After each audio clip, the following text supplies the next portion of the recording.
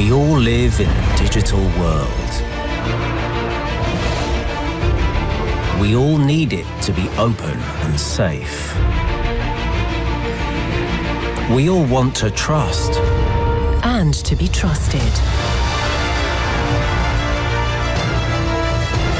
We all despise control. And desire freedom. We are all united. Good afternoon, everyone. My name is Michał Giersz. I'm extremely happy to be your host this afternoon and this YIGF meeting. When I thought about what we are going to discuss today, I had two thoughts about it. To be honest, none of those thoughts is mine. The first one is just two simple words, and it's Internet United, the words that are present everywhere in here. And the way I understand those words, they are a lot about equality and even chances, no matter your ethnicity, no matter where you're from, what your religion is. But I think Internet United and the unity about it is about equal chances and mutual respect. And this is one part that I think is most important right now when we face IGF and YIGF maybe especially. So this is one part that I thought was extremely important, just presented in those two quite simple yet very complex words, Internet United. But then when you think about it, when you think what it really is, you come up to this point where you think, even at the YIGFs before last year, the one that was remote, and before, we had so many bullet points, so many ideas, so many thoughts that this brings us to a point where we think maybe we have enough of those bullet points already. Maybe we know what we are supposed to be doing and we should start doing it. And this is where the other thought comes in. And again, it's not mine. This one was made quite popular by the great Elvis Presley. And I have the idea that this is going to be somewhat of a theme of this meeting. And this is a little less conversation, a little more action, please. And that's what this all is about. Because if you think about common respect and equal chances, equal, say, information, access to information throughout, especially those almost 2 years of the COVID situation, you would think this information was never as strong as it is right now and as it was throughout those 2 years. So access to information is one part of this equality thing that we are all facing just right now. And information is one, but then we have huge challenges, huge threats as well, but chances that will be coming and we will be facing them. We will be trying to reach out to them whenever they show up. But access to information is one. The whole COVID pandemic has shown us how unequal the world is, how different it is in the north and in the south, how unequal it is, the way that we are able to cope with that problem. So this is another thing. And the third thing, maybe apart from disinformation and the COVID pandemic, is probably or surely the global warming that we are, again, differently facing in the north and in the south, in the west and in the east. So those are at least three of many, many points that we are facing together. And then having back in our minds a little less conversation, a little more action, please, I think is somewhat of a message that we at YIGF will be sending to IGF, and we will have in our minds to always remember that we have those bullet points. We've made them very clear. Now we need to act. But if we are addressing, then we are addressed as well. So please welcome to the stage UN Undersecretary General for Economic and Social Affairs, Liu Zhenmin, to read out United Nations Secretary General Mr. António Guterres' written statement. Your microphone. Thank you, moderator. Thank you. We have a so brilliant young man to moderate our Global Youth Summit for the Katowice IGF. Your Excellency, Minister Krzysztof Szubert, High Representative of the Prime Minister of European Digital Policy and Poland's Plenipotentiary for UN YIGF 2021, Excellencies and distinguished participants, young people from Poland and around the world, I'm honored to be here to deliver a message on behalf of the United Nations Secretary General, Mr. António Guterres, and I quote, I send my warmest wishes to all participants in the Internet Governance Forum 2021 Youth Summit. The COVID-19 pandemic has highlighted both the potential and the challenges of technology. As more and more aspects of our lives move online, we must make sure that the Internet is open, free, and secure space for everyone. That requires clear rules that guarantee our human rights and freedoms, give us control over our personal data, and protect us against hate speeches and disinformation.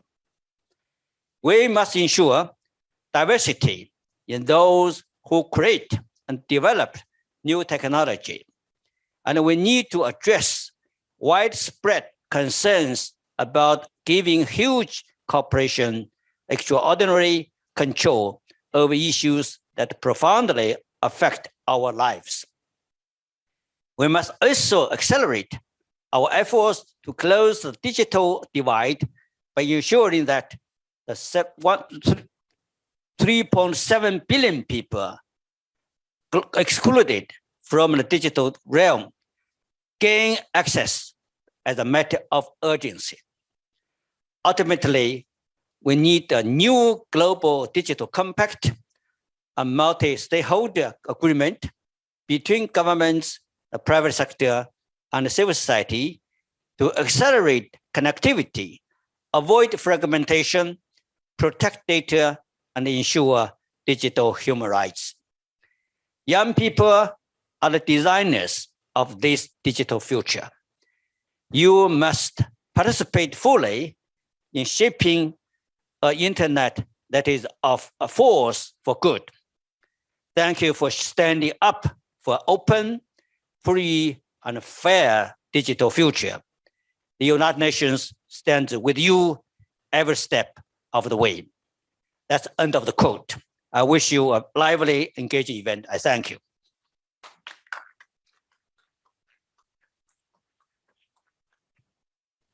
Thank you, Secretary, and thank you for those very important words. Prime Minister? As we are, yes. The video. Yes, so this is what I was addressing. Let's just watch the video message addressed by the Prime Minister of Poland, Mateusz Morawiecki.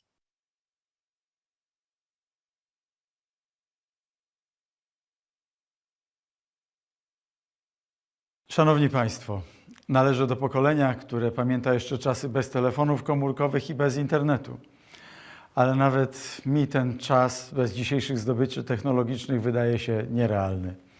Rewolucja cyfrowa dokonała się niemal niepostrzeżenie. Jeszcze na koniec XX wieku trudno było sobie wyobrazić, by internet miał zdominować nasze życie. Dziś trudno wyobrazić sobie życie bez internetu. Tempo rozwoju technologii informatycznych nie spada, ale z roku na rok staje się coraz szybsze. Ludzie urodzeni w latach 90. są pierwszym pokoleniem, dla którego internet stał się środowiskiem naturalnym.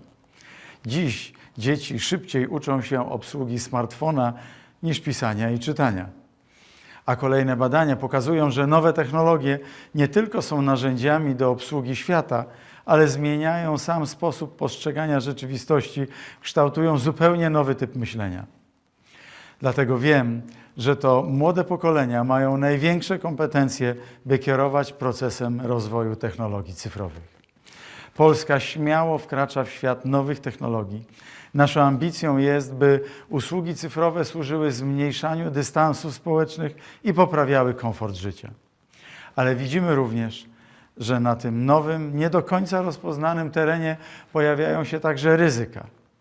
Zagrożenia dla naszej prywatności, czy ryzyko oddania kontroli nad naszym życiem w ręce wielkich korporacji.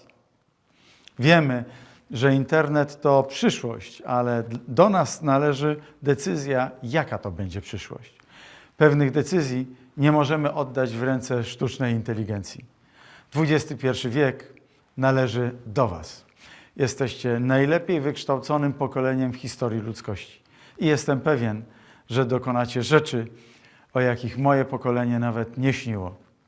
Dlatego z wielką uwagą będę obserwował debaty w ramach szczytu cyfrowego YIGF i już czekam na wnioski i rekomendacje. Wiem, że to właśnie tutaj wykuwa się przyszłość świata i życzę sobie i Wam, żeby to była przyszłość najlepsza z możliwych. This was the message by the Prime Minister of Poland, Mr. Mateusz Morawiecki. And now, if there were words about those calls to action, then please welcome to the stage, you've met already, Mr. Krzysztof Szubert, High Representative of the Prime Minister for European Digital Policy and Poland's Plenipotentiary for United Nations IGF 2021. Good afternoon, ladies and gentlemen. Hello, IGF youth community. As the Polish government plenipotentiary for United Nations Internet Governance Forum IGF 2021, I'm warmly welcome you in Katowice. I'm so pleased to be here with you, even the COVID-related conditions are not really that favorable. I have a honor, as was mentioned, of being the High Representative of the Prime Minister for European Digital Policy. To be honest with you, I'm a former business person as well, former Secretary of State, Oxford University visiting fellow, and the most important from my perspective and this meeting, long-term IGF and MAC member. So the interactive dialogue with the young generation is extremely important to me. These days, Poland became, under UN umbrella, the heart of international debate on the future of internet. We have been trying to get this opportunity for several years, and finally we succeeded. The UN has granted us efforts and actually international arena, and has granted us the IGF host country role of 16th edition of United Nations Internet Governance Forum. Just to recall that the UN IGF has been organized annually since 2006. Today, it has been held in many countries, including Germany, France, Switzerland, Mexico, Brazil.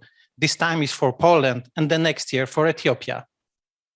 Dear guests, when preparing for these sessions and having in mind the audience, two areas resonated the most: digital technologies and investment and funds. Let me start with digital transformation. During the COVID-19 crisis, digital technologies, as well as the internet, proved to be strategic in organizing our lives to the extent we would never foresee before.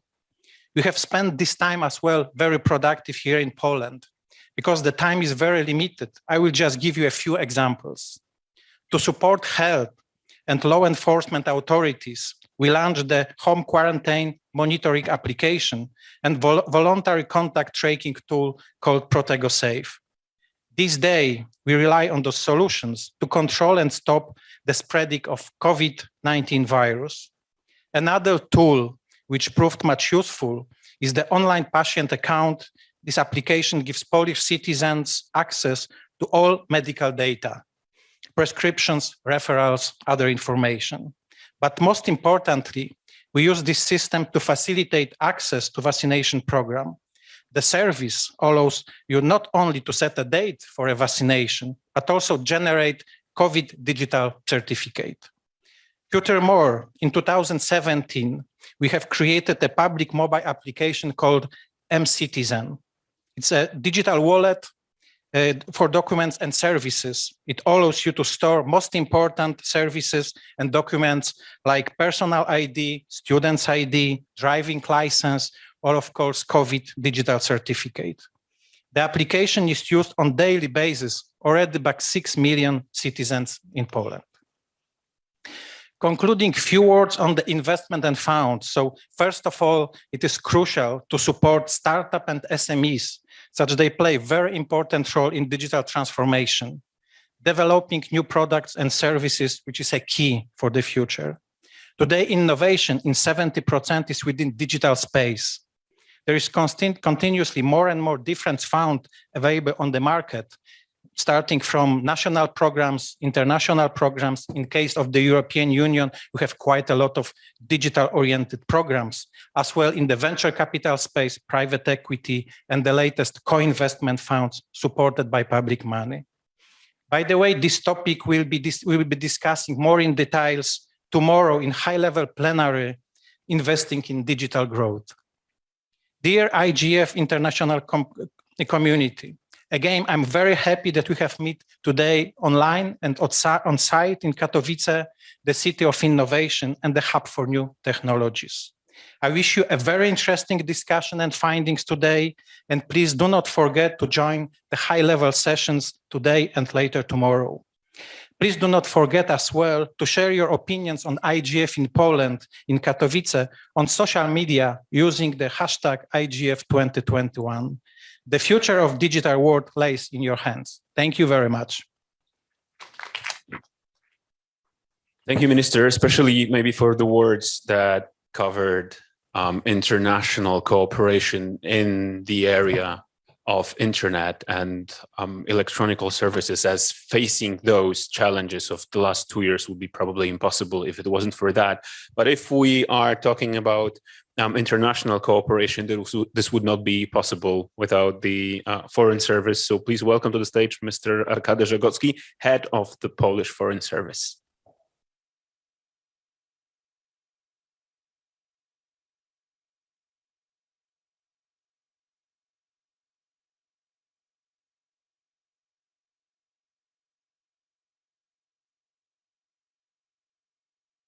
Excellencies, Minister, distinguished guests, but first of all, you, dear youth, the most important young participants of this summit. It's my great pleasure to see you all gathered here today in Katowice in Poland to discuss the challenges you observe in different areas of internet governance. Therefore, I would like to highlight some areas where the role of young people in digital policy making is crucial. New technologies have an increasing impact on our daily life, including national security, which can be both positive and negative. Worryingly, they make it possible to launch effective attacks on, among other things, critical state infrastructure and spread disinformation, all at a relatively low cost. Recent years have seen an escalation of disinformation activities, especially in cyberspace. Even though young people are considered digital natives, recent developments in technology, easy access to the infosphere, and social media's increasing use as the first source of information all give rise to a wide array of challenges. Disinformation is one of them. Many studies show that disinformation spreads 6 times faster than GNU news, and that is disseminated primarily on social media. Because of this new challenge, as the head of the Diplomatic Academy, I stressed that the modern education must be expanded with dedicated modules of digital diplomacy, cybersecurity, and combating fake news, along with other forms of disinformation. That is why Poland is also stepping up its cooperation in these matters with many other countries, such as, for example, UK, Lithuania, Estonia, Germany, Romania, the Netherlands, and the Czech Republic. Such partnership allow an in-depth analysis and search for new training solutions to address these challenges. In a long-term perspective, it is imperative to put emphasis on providing internet users with unbiased access to reliable information, raising awareness of disinformation and building resilience. In this context, youth has a major role to play. You are one of the earliest adopters of digital content. What is more, you are the most active internet users, sharing content among friends, among others, and discussing the news both online and offline. In an obvious way, you are also exposed to fake news and disinformation. But on the other hand, youth have the admirable qualities of being sensitive to falsehood, as well as questioning and verifying information. That is why I believe in and call for a cautious approach to all unchecked and unverified information. I'm absolutely convinced that the role of the digital awareness educators could be facilitated by young people, mainly due to their high level of digital skills. In the face of unprecedented challenges related to disinformation, joint efforts are crucial to enhance media literacy and societal resilience against false narratives, for example, through educational materials for local communities, including schools, neighborhoods, universities, associations, and local fact-checkers. As an academic, most of my life, I have worked with young people, trying to pass on my knowledge to them. Today, I learn a lot from you, how to find yourself in the digital reality, how to communicate, how to promote Poland and the region of Central Eastern Europe, while at the same time fighting disinformation and cyber attacks. So I believe that together we can build sustainable and inclusive digital ecosystem. I'm looking forward to your proposals and to our future cooperation. Thank you. Thank you for those remarks, especially that together with the YIGF a committee just before YIGF, we had pre-events. And what you have just mentioned, we have especially addressed, which was the issue of disinformation and how important it is nowadays to not just have bullet points about it, but take action about addressing disinformation, as it becomes one of the most dangerous, probably, weapons, even if it does not have real bullets. And cooperation on the, say, international level is, of course, extremely important. And we will be discussing this as well. For his remarks, please welcome to the stage Mr. Pearse O'Donoghue, Director for the Future Networks at Directorate of DG Connect at European Commission. Thank you. Thank you very much, distinguished guests, ministers, your excellencies. Ladies and gentlemen, it's a great honor to be here speaking to you, and I'd like to thank the Polish government for its efforts over 2 years to organize the IGF, which is so important to us in the European Union and beyond. And now the way that the IGF works is also very important to us. These are things that we take seriously. And that is why this focus on the role which younger people can have in shaping the internet of today and in deciding how the internet works tomorrow is essential for us. Because as several speakers have already underlined, we are going through a major transformational moment, and the COVID crisis has, if anything, accelerated that. I don't have to tell you about what the impact has been, but we do certainly see that as well as the reliance on electronic tools and technologies, the use of the internet and online technologies, it also, of course, forces us to reflect on the downside, particularly exclusion, digital exclusion, those who cannot connect, those who do not have a safe, trusted, and open connection to the internet, and how that reinforces in a negative way some of the exclusions that we see across the world. That has to be a focus of the IGF. It is certainly a priority of the European Union and the European Commission. So we have a focus on ensuring that there is a framework for how the internet operates. Those rules are not intended to control the internet, and they are not intended to stifle innovation and to stop the technology from developing.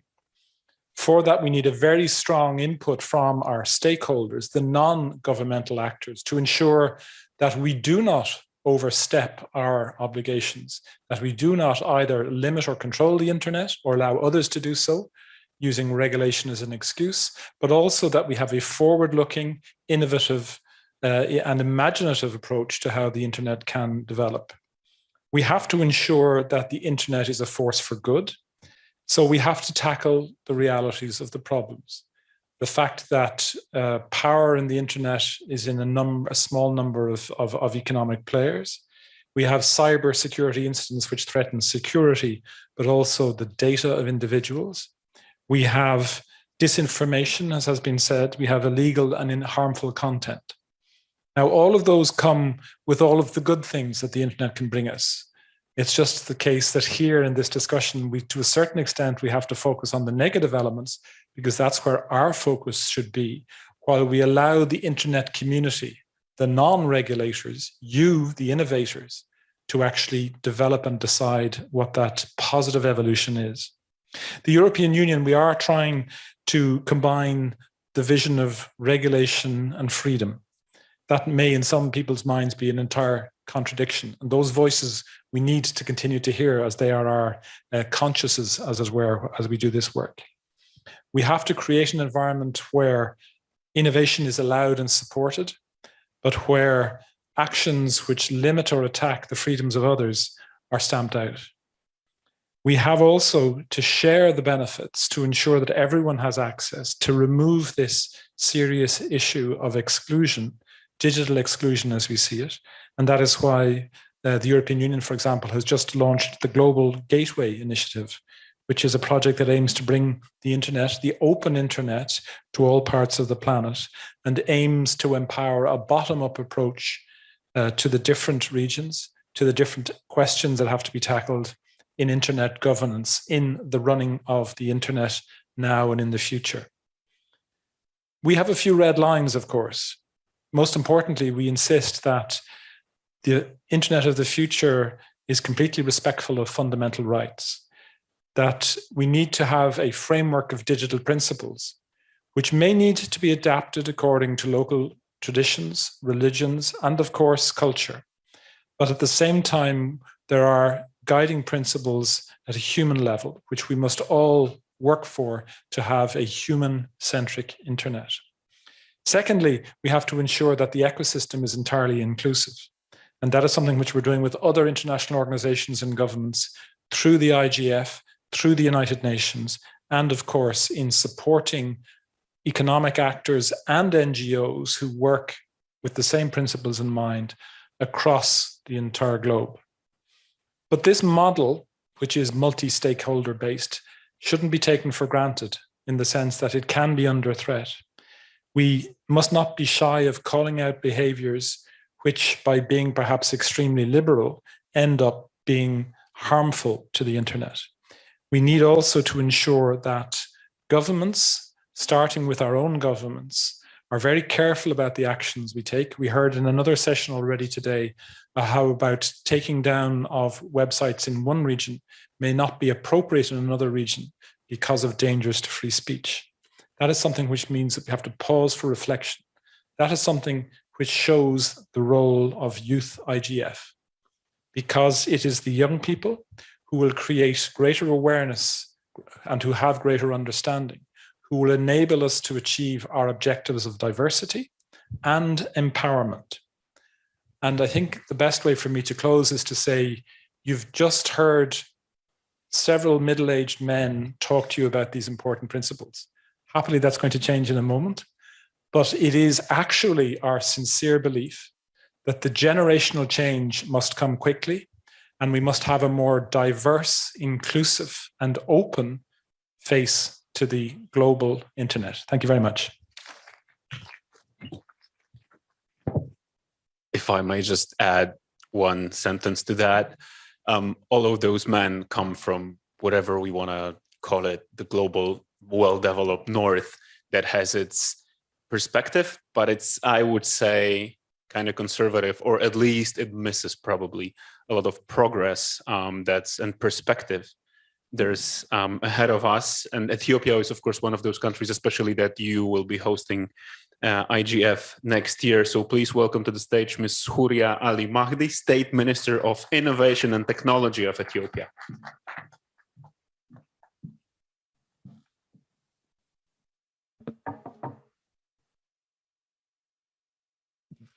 Thank you so much. Good afternoon. Excellencies, ministers, distinguished guests, youth representatives here and those across the globe. Good morning, good afternoon, good evening, wherever in the world you are hearing this message. I was very pleased when I received this kind invitation extended to my country, Ethiopia, so that I join you to address this summit. I was pleased because it was an honor and a privilege to represent not just Ethiopia, but our continent, Africa, which is a young continent with an energetic, innovative, and aspiring generation. One of the huge potential of our continent, Africa, is its young population. Recent data shows 60% of African population is under the age of 25, which makes Africa the world's youngest continent. For instance, Ethiopia, the country I am proud to represent here today, has a population of more than 112 million. Among this, the youth population between 15 to 29 is at around 25 million. In Ethiopia, more than 300,000 youths graduate from universities every year and join the job market. There are more than mere figures. For us, these figures are indicators and drivers of economic and social development we wish to bring to our people. To this end, Ethiopia introduced its first ever digital strategy, Digital Ethiopia 2025. Ladies and gentlemen, Digital Ethiopia 2025, an umbrella strategy, realize the digital economy extends beyond just the availability of digital products and services. Several interlinked elements such as connectivity in systems, comprehensive regulatory environment, digital interaction, and ecosystems are essential to create a thriving digital economy. The Ethiopian government is also diligently working on the digital skills of the youth to equip them with the skills to meet the employment requirements of a digital economy and embrace innovation and help maintain competitive edge. We are doing this because we believe with the right technology, enabling system, and legal frameworks, the youth could change the continent and the nation. Governments, civil societies, academia, and the private sector should assist the youth to change the internet into knowledge, innovation, and job. I would like to argue the youth, particularly those in developing nations, to exploit the opportunities of the digital age to their and their society advantage. You are the hope to your society and your nation. You are your own future. Do not waste this change that many generations before you did not have the opportunity to get. Let me conclude my remark by wishing a fruitful discussion and expressing my hope that the outcomes of this youth summit strategic voice that will enable the advancement of internet governance for youth all over the world. Finally, as the next host, the YIGF 2022, on behalf of Ethiopia, of people and my government, we look forward to seeing you all in Addis Ababa, the capital of Africa. Amasegnalo. Thank you. Kuya. Take on what you have just mentioned about age, but not age-wise only.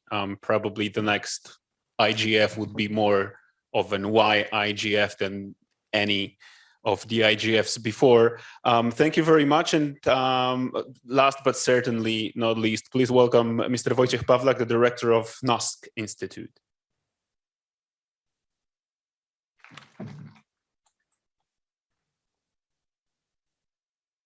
dear guests, ladies and gentlemen.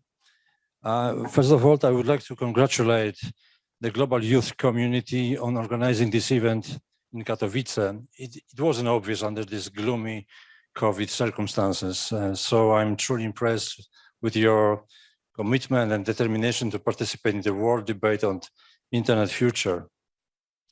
For us, it is a great honor for NASK, National Research Institute, to become the patron IGF Youth Summit in Poland and co-organizer today's session. NASK connected Poland to the internet almost 30 years ago, and most of our activities similar to multi-stakeholder approach as the IGF itself. We have great science on the board. We implement cybersecurity programs and products and deliver to the market. As a DNS registry, one of the largest registries in Europe, we have technical and legal look on the internet, and we also cooperate with the government and NGOs, ensuring that what is on the internet is safe for the users. So NASK fits the IGFs like a glove. That's why cooperation with Youth IGF is so important for us. After all, it's a great pleasure of working with you, with the new United Nations and Chancellor of Prime Minister Mateusz Morawiecki in preparing this event. The times are they are changing, as put it once Bob Dylan, and I strongly believe that internet governance, internet future is in your hands, in the right hands of young people, eager and engaged. I keep my fingers crossed for the summit in Katowice, wishing you all successful meetings and good stay in Poland. Thank you very much. Certainly, if the times are changing, then this is maybe time for a little less conversation, a little more action, just combining Bob Dylan and Elvis Presley today. Thank you very much, distinguished guests. We understand that some of you, or maybe all of you, have other duties that you need to attend. So thank you very much for being with us. We're, of course, not finishing. Thank you once again.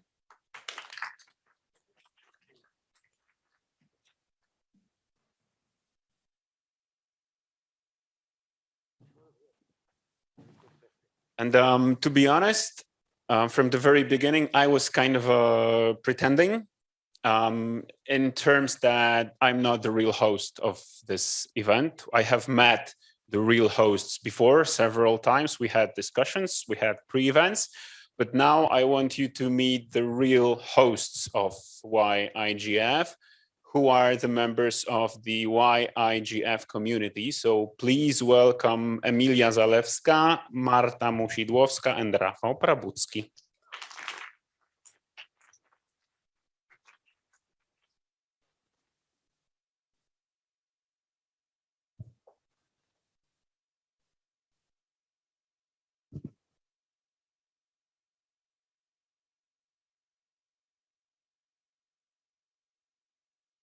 Hello, everyone. My name is Emilia Zalewska, and I have a great pleasure to welcome you all here today. I'm very happy that I have this opportunity to speak for you, no matter if you're attending online or on-site. So thank you very much to the organizers of the IGF for making this happen. Today, together with my colleagues from 3 youth initiatives, Youth Coalition on Internet Governance, Youth Observatory, and Youth IGF Poland, we will have the pleasure to present you the results of months of our hard work. But before this presentation, together with my colleagues Rafał Prabucki and Marta Musidłowska, we would like to introduce you to the ideas and the process that led us here to this place. It has all started with suggestions. Almost a year ago, we received after the last year's IGF. We have had an opportunity to carry on a lot of conversations, consultations with other young people. And in most of them, usually there was one thought that came to the fore. And it was the need to get more inclusion of young people into policy-making processes. It was how to find new ways to connect young people with decision makers. It was how we could transform the postulates that will be created at this youth summit into the actual performance. So, as it was already quoted a lot, how we could have a little less conversation and a little more action. I think we are quoting songwriters quite a lot here. So, hence, we decided that this year we will focus on those policy-making processes. So we will create the specific proposals of solutions that could be implemented in the various areas of internet governance. To highlight their practical dimension, we call them points of action. So we wanted each of them to answer 3 key questions. Firstly, what is the challenge? Secondly, what is the solution to this challenge? And the third one, who could support us in implementing this solution? What I would like to put in the spotlight in my short speech today is the third part. It is the importance for young people to have support of somebody more experienced. Because if we took a closer look on some exemplary stories of youth who achieved success in different fields, we could usually observe some pattern there. And this pattern is the presence of a mentor figure, somebody more experienced, already successful, who noticed the young person, their ideas and their potential, and decided to support them. Without such an assist, a lot of brilliant thoughts by young people would just disappear in the void. So here today, you are the first broad audience, such a broad audience, in front of which we will present the final results of our project. The points of action, which are specific forms of expression of our ideas as young people in different fields of internet governance and the challenges we observe there. So we are asking you to listen to these ideas and support those of them that you find valuable. You are representatives of governments, local, national, and international organizations, academia, private sector, and many others. And you already have experience, knowledge, resources that we as young people still need to gain on our career path. And it will take us some time. So here today, we are asking you to support us. His Excellency Secretary General António Guterres, in his message for the International Youth Day, said, "I urge everyone to guarantee young people a seat at the table as we build a world based on inclusive, fair, and sustainable development for all." Today, we are inviting all of you to our table. And what we hope that we will also find a place waiting for us at yours. Thank you very much.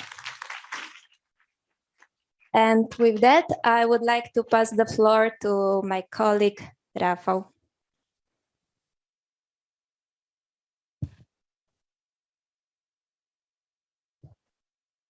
Thank you. I will show you a little bit about technical stuff.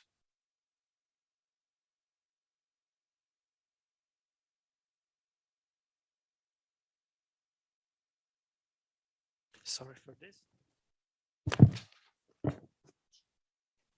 Yes, so the preparation for the project was very specific. It was an action packed with numerous twists.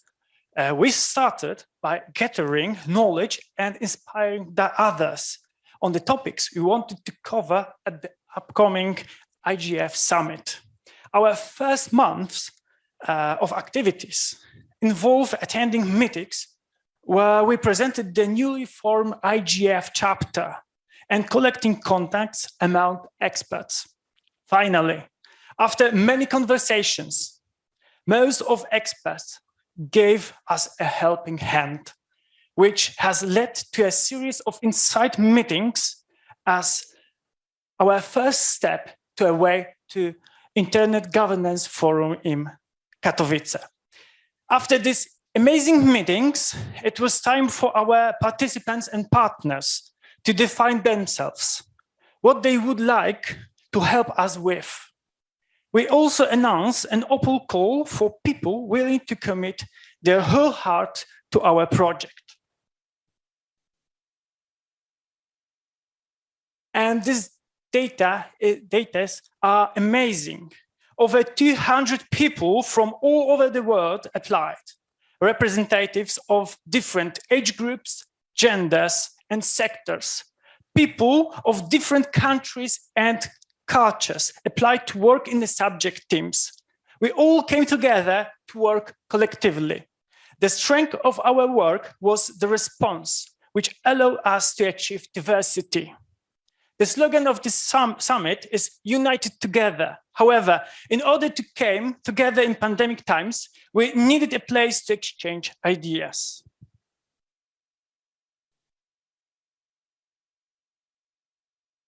To design work took place in groups on a Discord platform. We also used numerous instant messengers. In this way, we created a whole digital YIGF youth village, a place where everyone could present their view, their solution, their thoughts.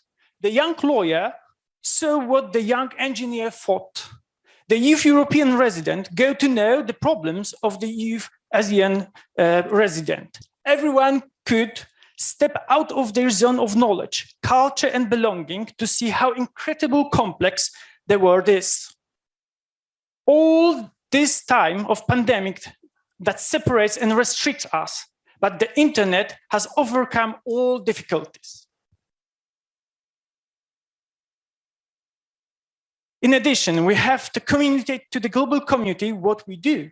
To do so, we use the social media platforms. Everyone was able to follow our every step, accompany us in our difficulties, and even learn with us or speak at our meetings. It was an amazing journey. Thank you.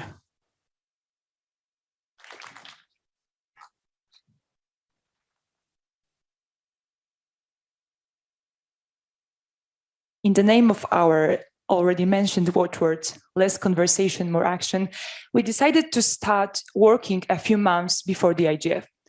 We knew it wouldn't be easy. We had to trust not only our intuition as to how the project should proceed, but also the people who volunteered to help with the project, many of whom we had never met before. Today, standing here and soon listening to the results of many months of work on problems related to particular areas of internal governance, I cannot help but be amazed at how many great and original ideas can come out of an international, cross-sector, gender-neutral and politically neutral debate focused primarily on finding answers to the three questions mentioned earlier before. I can't help but admire the fact that we managed not only to create a space for the most inclusive discussion, but also a discussion that forced us to go beyond our own information bubbles and look at what solutions to a given problem have been adapted on the other side of the globe. Project Youth Summit accomplished its most important task. We no longer ask for a voice. We simply wait for an opportunity to act. This will culminate in the release of an official report containing all points of action with their descriptions. It is easy to see that what we have accomplished is based on what we have learned from the very essence of the YIGF. Multi-stakeholder, diverse, equal, and inclusive work. We are honored to win a place in the agenda of the forum where it all started. The success of the entire project could not have been possible without the help of our colleagues from NASK, who have taken care of us from the very beginning and at every stage of the project. At this point, we should also mention two irreplaceable ladies, Ania Gengo and the YIGF Secretariat, as well as Anna Podgórska-Błompane and the Chancellery of the Prime Minister of Poland, thanks to whom we have the opportunity to share the results of our work with you during such an excellent conference as the Internet Governance Forum. The points of action, however, would not have come into existence without the collaboration of several youth organizations. Thank you to all the members of the Youth Observatory and the Youth Coalition on Internet Governance, whose commitment and active participation in the development of the project has only highlighted the true power that lies within the youth. Speaking of young people, thank you to all the participants and coordinators of the Project Youth Summit who demonstrated not only a wealth of knowledge in specific areas of internet governance, but also the ability to actively listen to those who have different opinions or experience in a particular area. We would like to thank all mentors supporting the work of project participants, as well as other entities which gave us a helping hand at particular stages of the project, especially the Silesian University of Technology and the University of Silesia, who provided us with an excellent space for further networking because, as we all know, the most fruitful collaborations are born behind the scenes. The internet is present in our daily lives, mainly to help us communicate. We might come from different places, backgrounds, and have opposite views.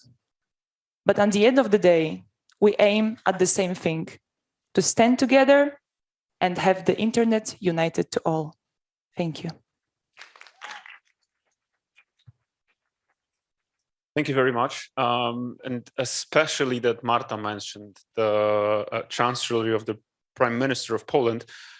We have one more address from Piotr Mazurek, Secretary of State at the Chancellery of the Prime Minister, Government Plenipotentiary for Youth Policy.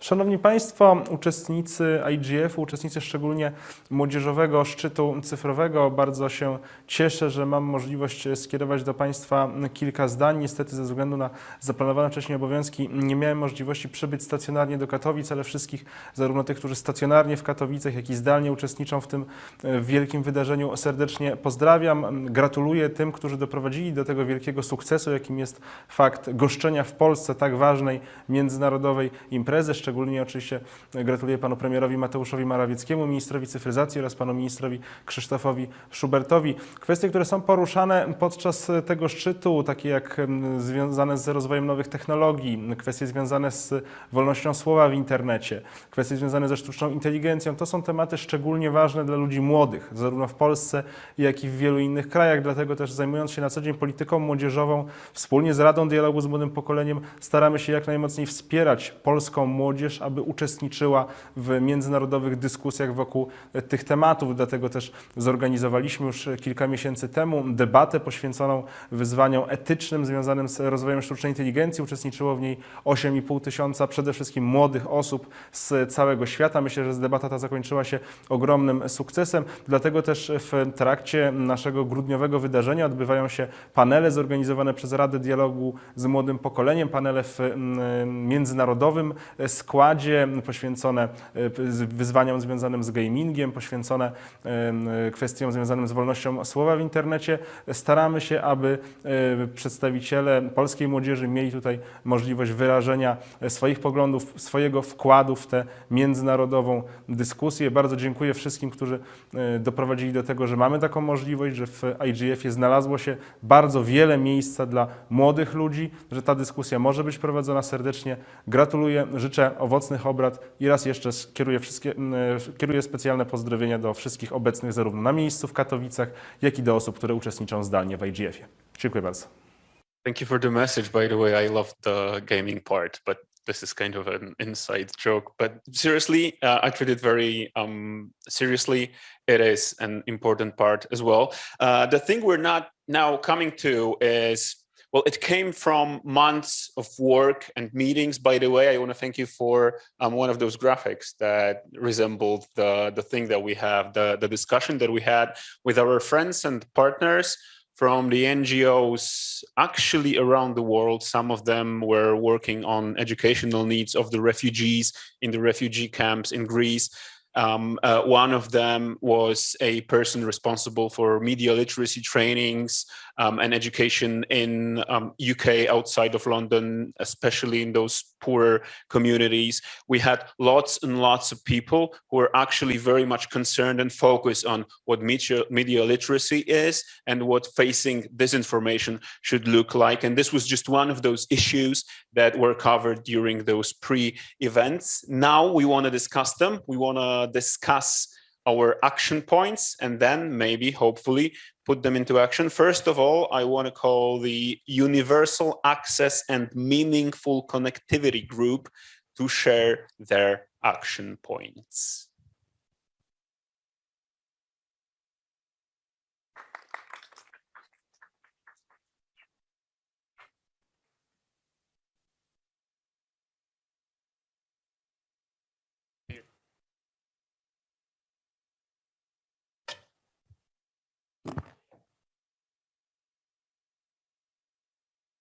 Thank you, everyone.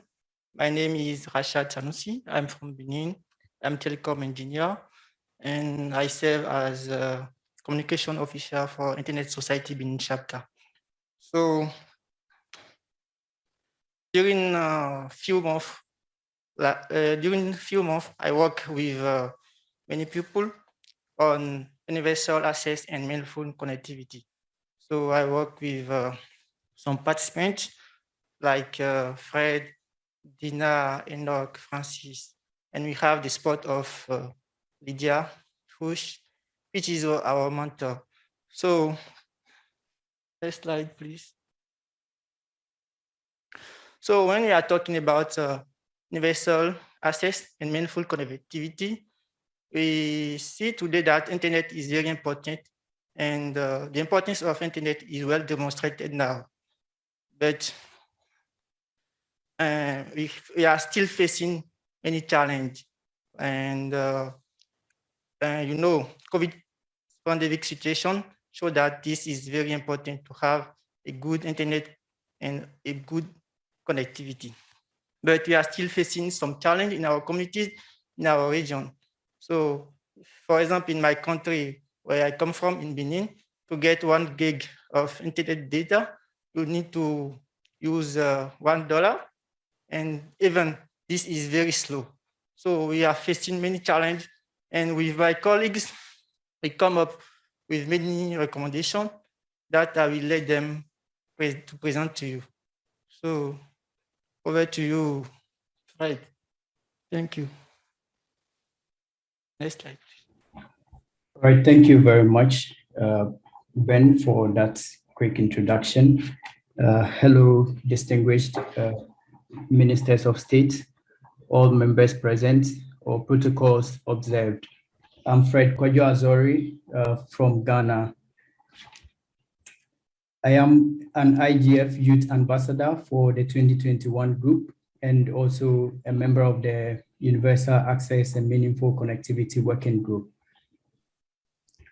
For the work that we did, someone would ask, why are we giving these points of actions, which seems to be streamlined on specific sections or aspects that we decided to select and present as our point of actions? The issues with regards to access and connectivity, meaningful connectivity, is quite a lot. So we decided to get an overview of everything and grouped it into 8 major subheadings, of which I'm going to present on infrastructure, connectivity, and lack of devices. First of all, when we look at the infrastructure aspect, I think the slide is not showing. I don't know if it is just me alone, but I can proceed with it, and the technical team can work on that for us. So access is to gain connectivity to the internet in itself. Then we look at meaningful connectivity, where after someone have gained access to the internet, the person has to be guaranteed of a reliable connectivity. If the person is guaranteed of a good connection, then the person can be said to receive a very good connectivity or meaningful connectivity, as we put it. So with regards to infrastructure, we identified two main issues here. The first one, we said low quality and expensive access to the internet is an issue. And we also realized that the single point of failure due to the existence of limited internet exchange points is also an issue. With this, we identified some solutions and stakeholders that could possibly assist in getting this remedied. And so we say that governments in collaboration with technology companies and funded by international aid agencies, which include the IMF, the World Bank, and other agencies that support developing countries and even the developed countries, to be able to provide internet access to its communities. We believe with these investors working together, they will be able to work towards improving the internet backbone and enhance last mile access through active public-private partnership. Additionally, community networks has become the mantra of the day, and everyone is talking about community networks. We also realize that it is true that community networks would be able to assist in promoting access to connectivity in most of the areas that do not have access as at now. And the UN research indicates that we have about 37% of the global population that are still not connected at all to the internet.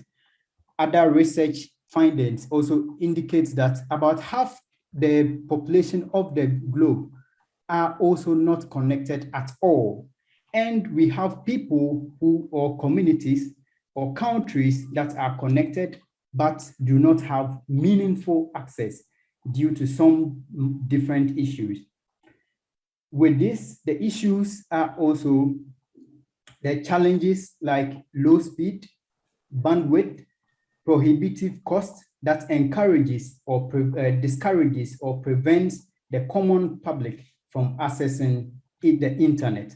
And so we urge city, municipal, local body administrators, governments, and universities with the technical assistance from telecom providers or telecom industries and the internet service providers that they should consider opening their existing connections, keeping in mind the security that has to be in place anyway, as well as try to create new local hubs at prominent high density areas that they provide for their students, employees, travelers, citizens, and the lot that we can mention in this case. And all of this is to assist in making sure that everyone gains meaningful connectivity. Apart from the connectivity, we realize that those people that do not have access to the internet, sometimes it is not that there is no infrastructure or there is no internet connection or network mobile connectivity available within their communities, but they have lack of access to devices. And so the devices that enable people like you and I to be able to remain connected to the internet is very essential. Today, I am able to sit in my room in Ghana to speak to all of you and everyone at like who is listening or would watch this recording in future, that the benefit of the internet is realized when the individuals or corporate organizations or everyone has access to the devices that they will be able to use to connect to the internet. And so our group indicates that to tackle the increasing cost of acquiring new devices, especially in developing and underdeveloped economies, and high amounts of electronic waste. I think you can go to the next slide. And high amounts of electronic waste, companies associated with device, cable, electronic goods manufacturer must adopt repurposing, refurbishing, recycling, and open systems in line with circular economy principles, and also practice net carbon neutral commitments in achieving this. Krishna will take over from here. Thank you, Fred. Excellencies, ministers, delegates, and all those joining us today, both in Poland and around the world. I'm Krishna. I'm a health tech entrepreneur from India. And today I will be speaking about the literacy and the disabled and gender-related access issues. Could you please move to the next slide? Yeah, thank you. So in the healthcare space, there is a significant improvement, and today life expectancy across the world is increasing. With this, traditional forms of employment is facing serious challenges. With this as a brief context, it is essential for all individuals, be it young, adults, children, all the way up to senior citizens, to be equipped with digital skills to not only participate in the internet and in the digital transformation that's taking over the world, but also save themselves from the risk of unemployment. So with this challenge in mind, we looked at embedding digital literacy as a form of curriculum across age groups, across different verticals, be it in school, be it at university, and extending onwards for employees working in a corporation or a startup or in the government. Next slide, please. Beyond literacy, we looked at the other issue of access from an angle of gender and from an angle of disabled access. Beyond that, today the world is dominated by the North compared to the South, in the sense that there are thousands of languages globally, but the internet today is limited significantly to content in certain 5 to 10 languages. This coupled with lack of disabled access, in the sense that someone who's blind, someone who's autistic or deaf cannot easily access the internet. We as the youth urge that the internet must become more open and more accessible for the youth and for those who are disadvantaged. In that context, we believe that standards like the ARIA standard and support for local languages should become mandated by law. And I, being an entrepreneur, I understand that there is a significant hurdle for SMEs, like the minister pointed out, to adopt or comply with legislation. Therefore, we believe that large corporations, governments, libraries, and support groups play a significant role and have the resources to mobilize to ensure that there is more access and meaningful access for those who are disadvantaged due to linguistic or disability reasons. Thank you. With that, Dominique will continue.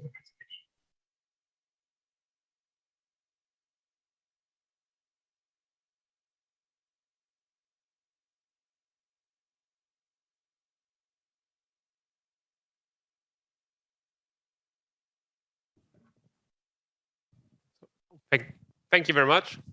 I will continue with the point of safety.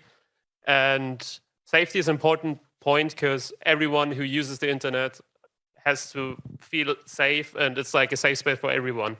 So it's important that like platforms, social media platforms, for example, search engines, etc., that they use like filters against spam, abuse, and show detection, like with AI.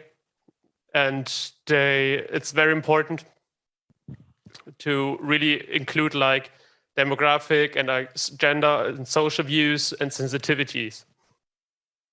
And we can accomplish that like beyond physical safety training, also like with cyber hygiene training and safety training, and it has to be like a crucial part in the education of the digital education of each and everyone, every single users of the internet.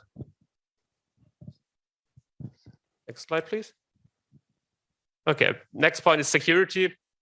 And security, also like safety, everyone has to feel secure in the internet, and it has to be like security has to be provided. So the problem is that many people like fall prey to transnational, for example, financial crimes. And we have like pointed out some of them, like man-in-the-middle attacks or like phishing or ransomware. And we propose that like countries and security regional, sub-regional hubs with representatives from law enforcement. We pointed out some of them like Interpol, EU, or like one of these else.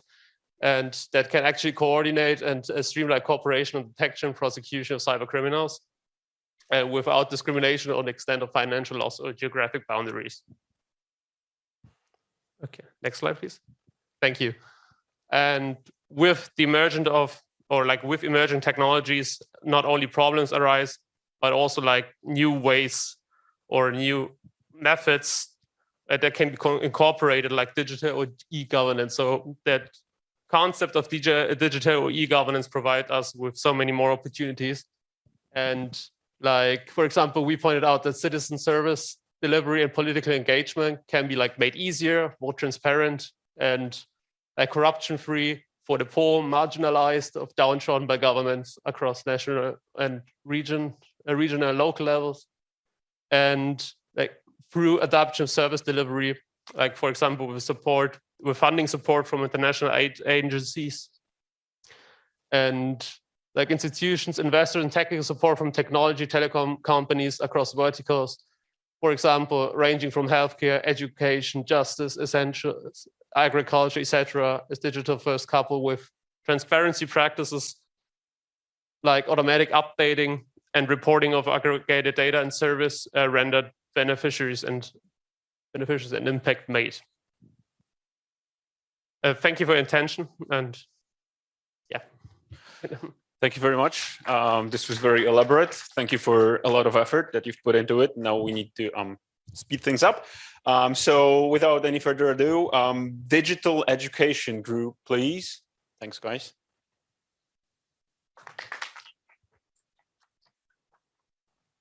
Thank you so much.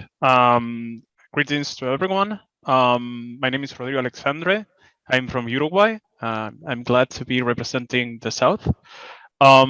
Today, we are representing with my friend Mauricia from South Africa, the group of digital education. So first of all, we would like to address that we choose to agree on a certain definition of the terminology of digital education, because we realize that it's a terminology that is under construction even today. So we think that digital education is even more than education in the 21st century or the digital age. It's about the methodology used, the skills and the competence acquired to learn in this constant training, and applies, of course, not only for students but also for teachers and the whole educational system. And of course, it means much more than face-to-face and distance learning. So thank you so much. And now I'm going to give the floor to my friend and teammate, Mauricia. Thank you very much, Rodrigo. And greetings to all of our distinguished guests, all protocols definitely observed, and hello from South Africa.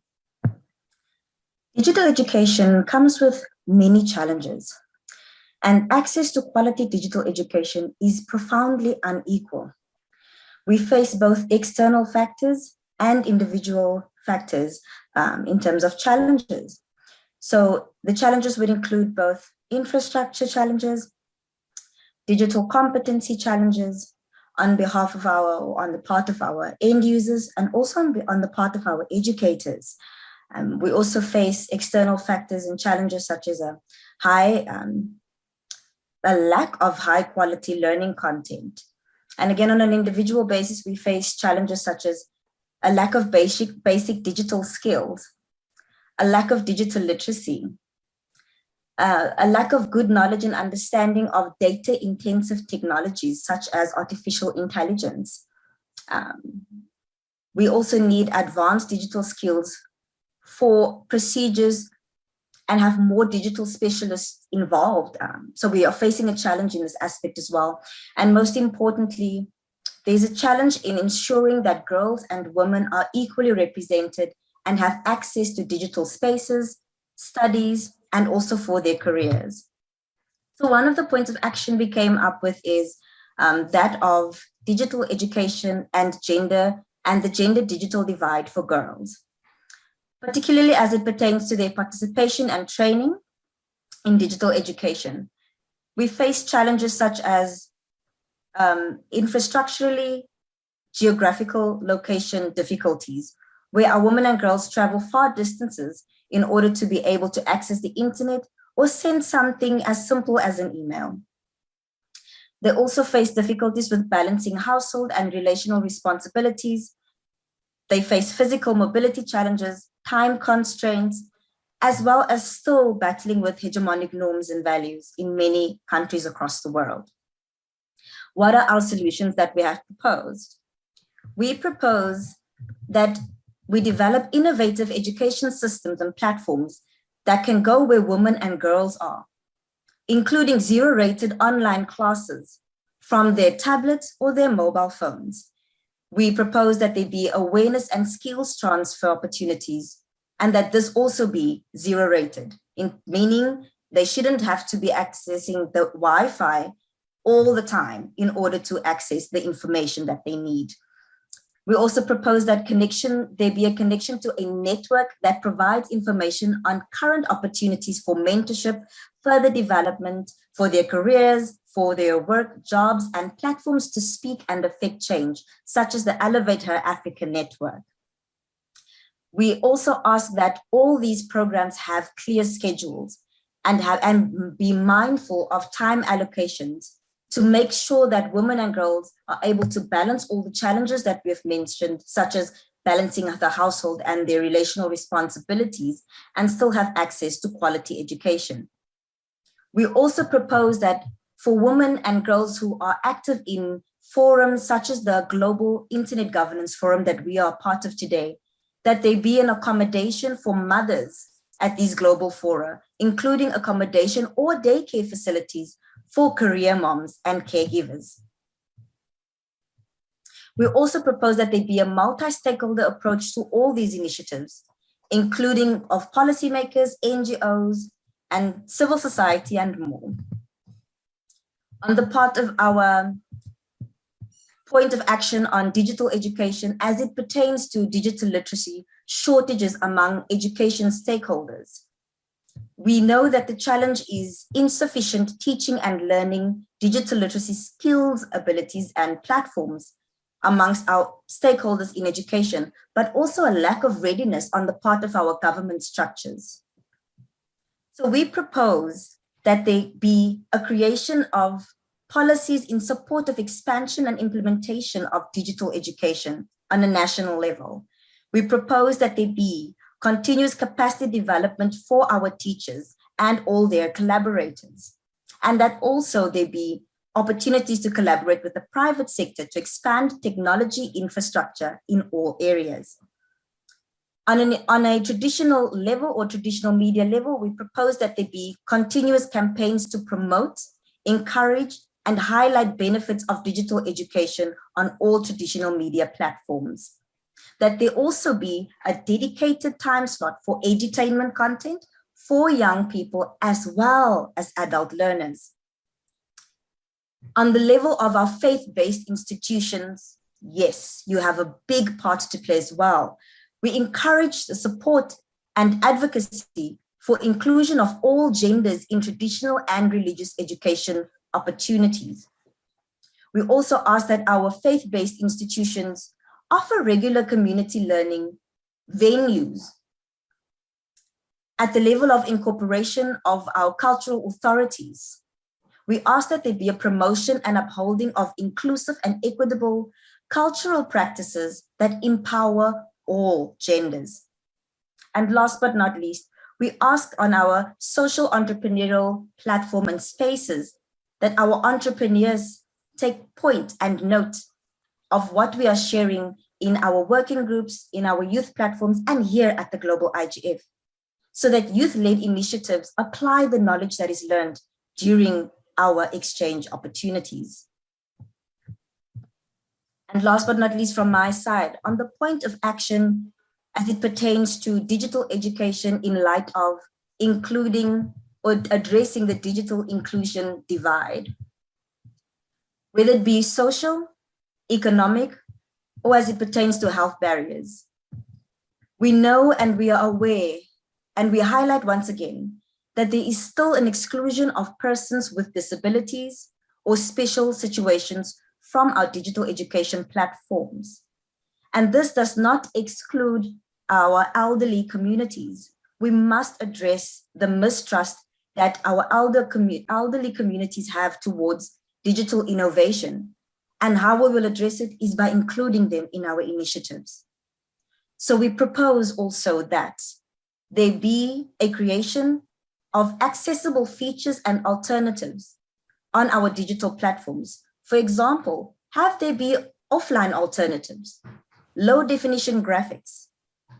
We must have an ongoing collaboration between governments and other educational stakeholders to draft new and inclusive policies that oversee this implementation in support of digital education.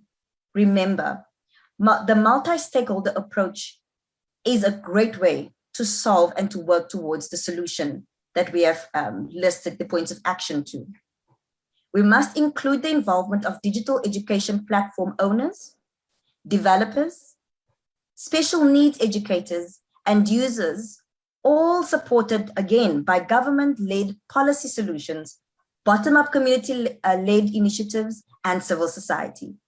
On that note, I hand over to my more than capable co-presenter, Mr. Rodrigo, over to you.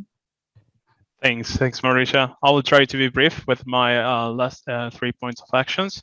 So now I'm going to talk about the digital education and infrastructure barriers.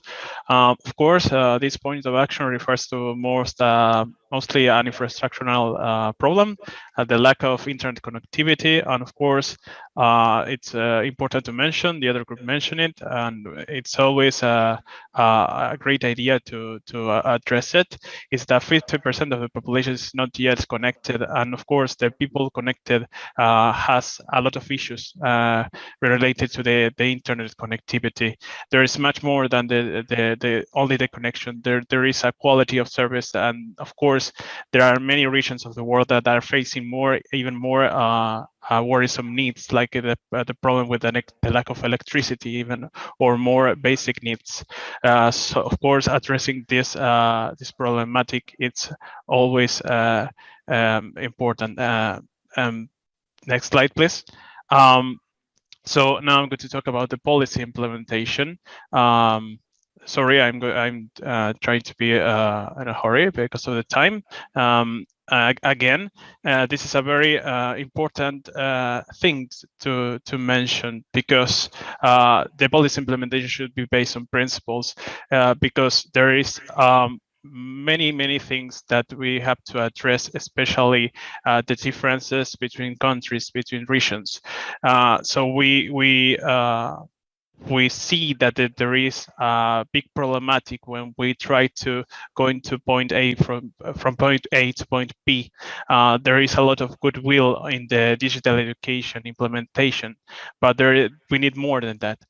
We need more than goodwill for our governments. We need, of course, to address the importance of good cooperation between the multi-stakeholder ecosystem, but of course the different levels from our governments, the micro level, the meso level, and the macro level.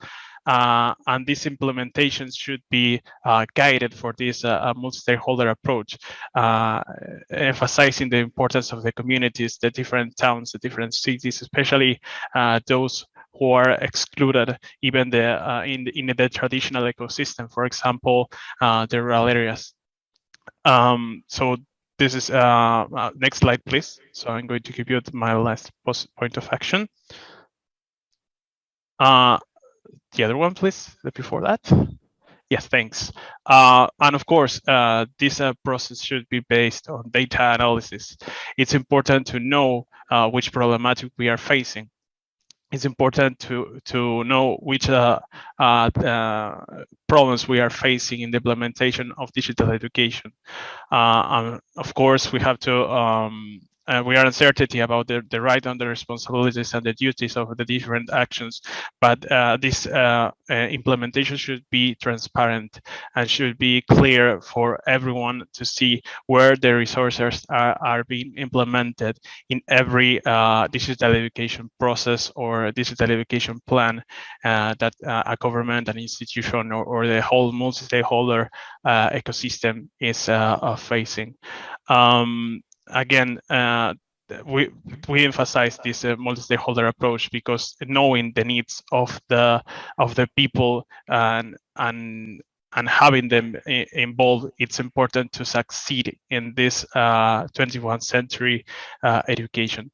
Last slide, please. And of course, we can do it. So nothing can stand in a way of power of millions of voices calling for change, and especially with the youth. We are the change, so the digital education is the answer, and the time is now, even during and after the pandemic. Thank you so much, and I'm going to give the floor to the auditory and the environmental sustainability and climate change team. Thank you so much. Thank you very much, guys. This was very interesting. I just want to ask everyone to remember we have several points coming, and we have time for this until like 6-ish, and then we have to proceed. So as far, yeah, it's like 6 minutes per group. Please, we have to stick to the schedule. So now, as was just mentioned, please welcome Environmental Sustainability and Climate Change Group. Hi everyone, hope you can hear me well and fine.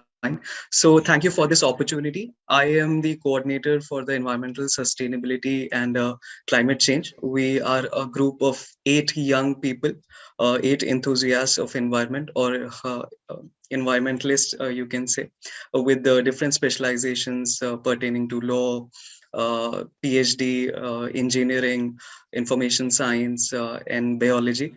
And together we have come up with a unique point of actions in the field of environmental sustainability and climate change within the realm of internet governance, and with the guidance of our able mentors, Jevon from who is a PhD holder in the field of environmental sciences, majoring in waste technology, Elias from the European Commission, and Thomas from a senior biologist from the Polish Research Institute.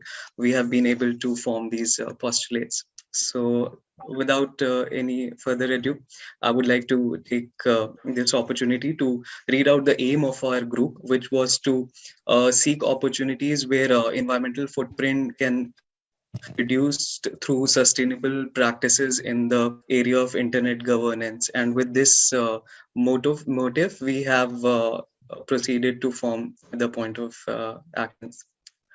So can we move to the next slide, please?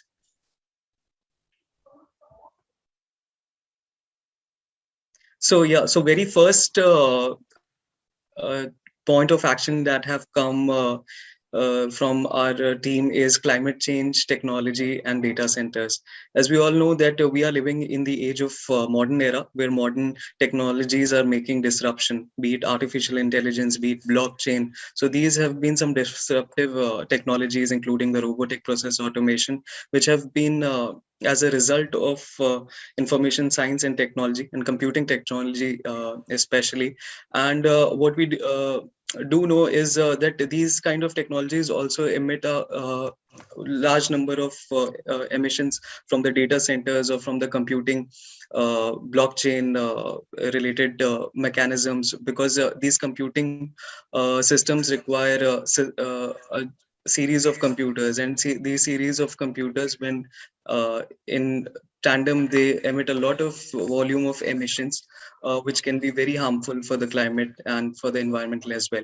So what we have thought as a solution is that through a multi-stakeholder approach, where technology companies, people from academia, and also from people from academic background come together and come to consensus where green technologies can be a solution to or can be taken within the framework of these technologies.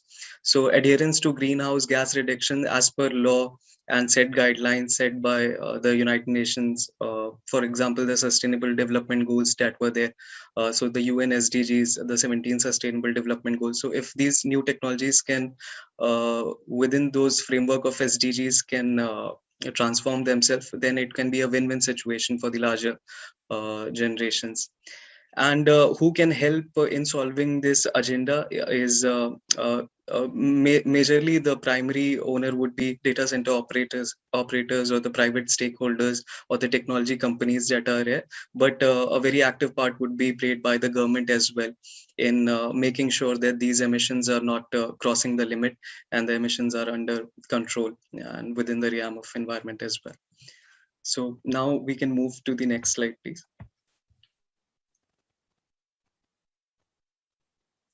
Next comes the issue of quality education and access to information for environmental action. Now, this pertinent point of action of quality action education can be extended to all the existing sub-themes of internet governance that are there. But within the realm of environment and merging it with internet governance, if we see, our group has sought challenges of digital divide or internet connectivity and awareness among the masses, which are some of the key aspects in this point of action.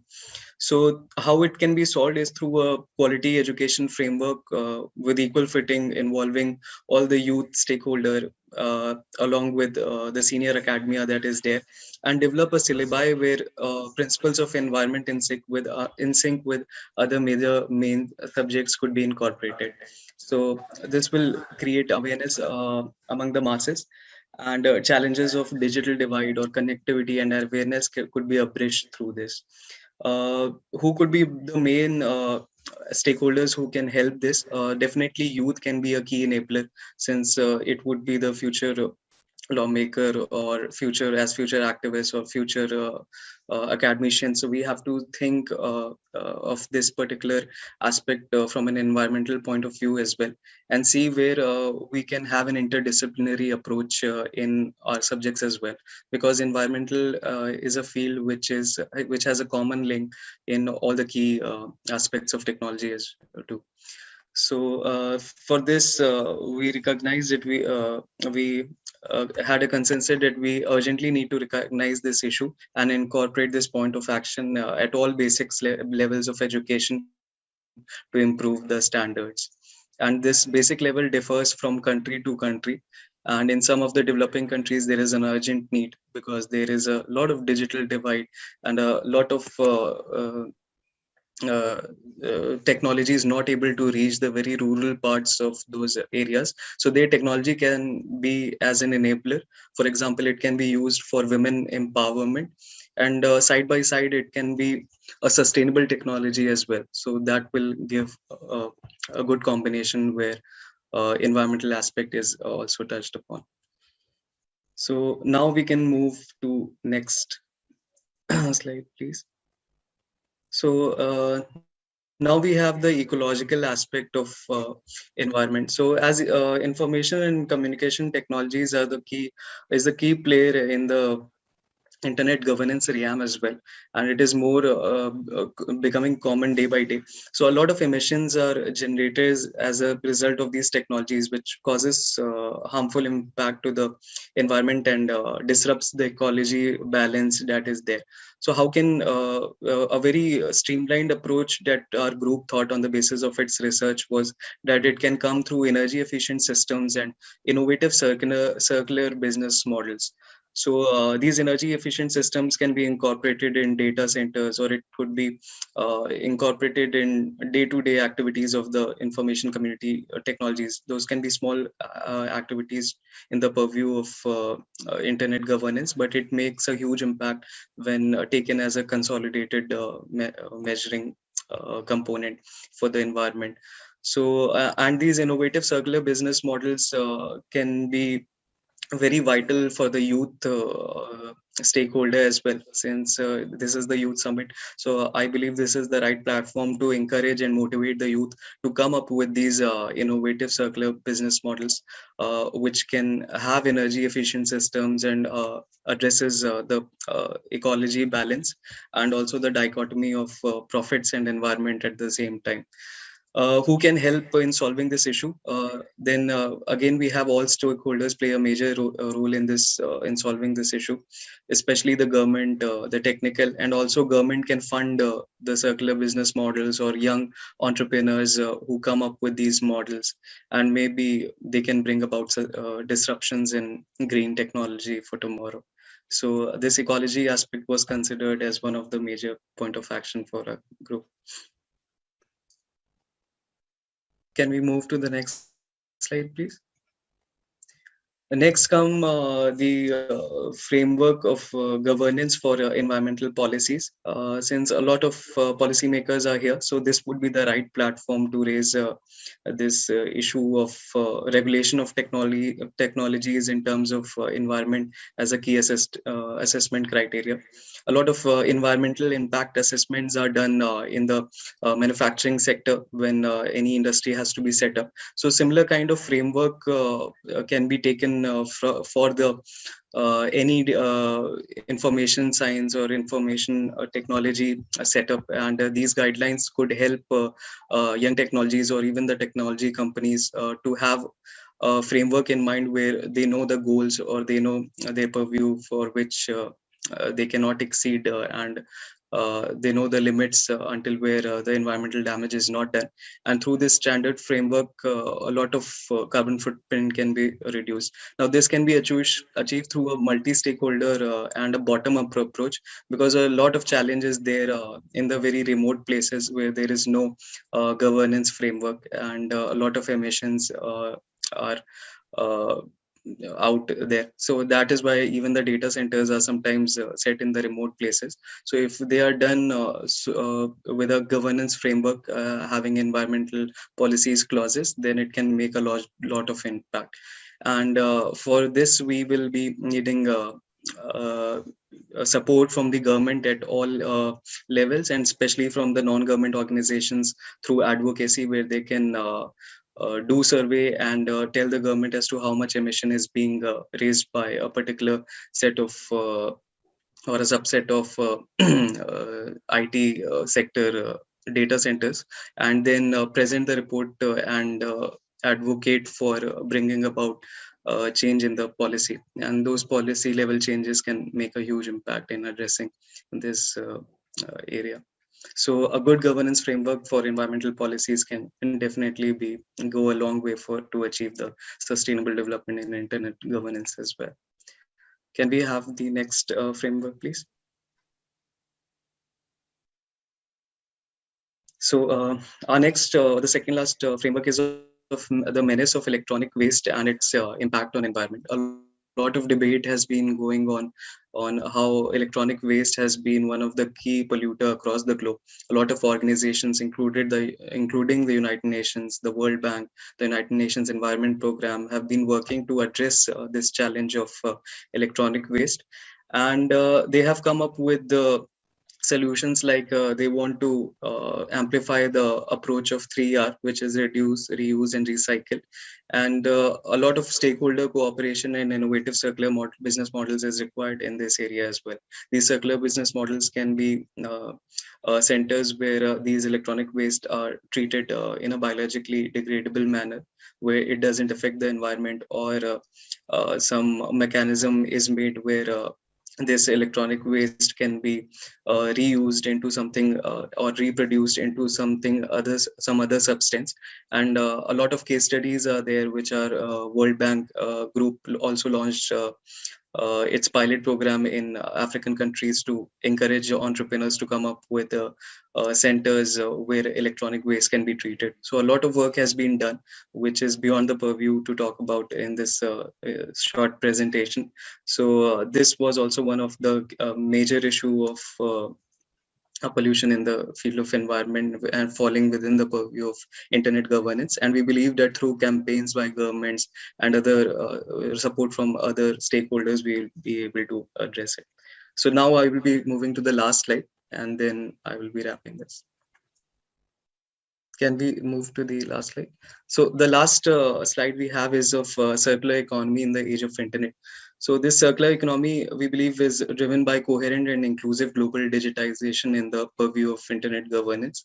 And to keep rolling this circular economy, we'll concerns pertaining to sphere of cyberspace has to be addressed, and also along with the disparity in accessibility of internet. How it can be done is through open software platforms, facilitate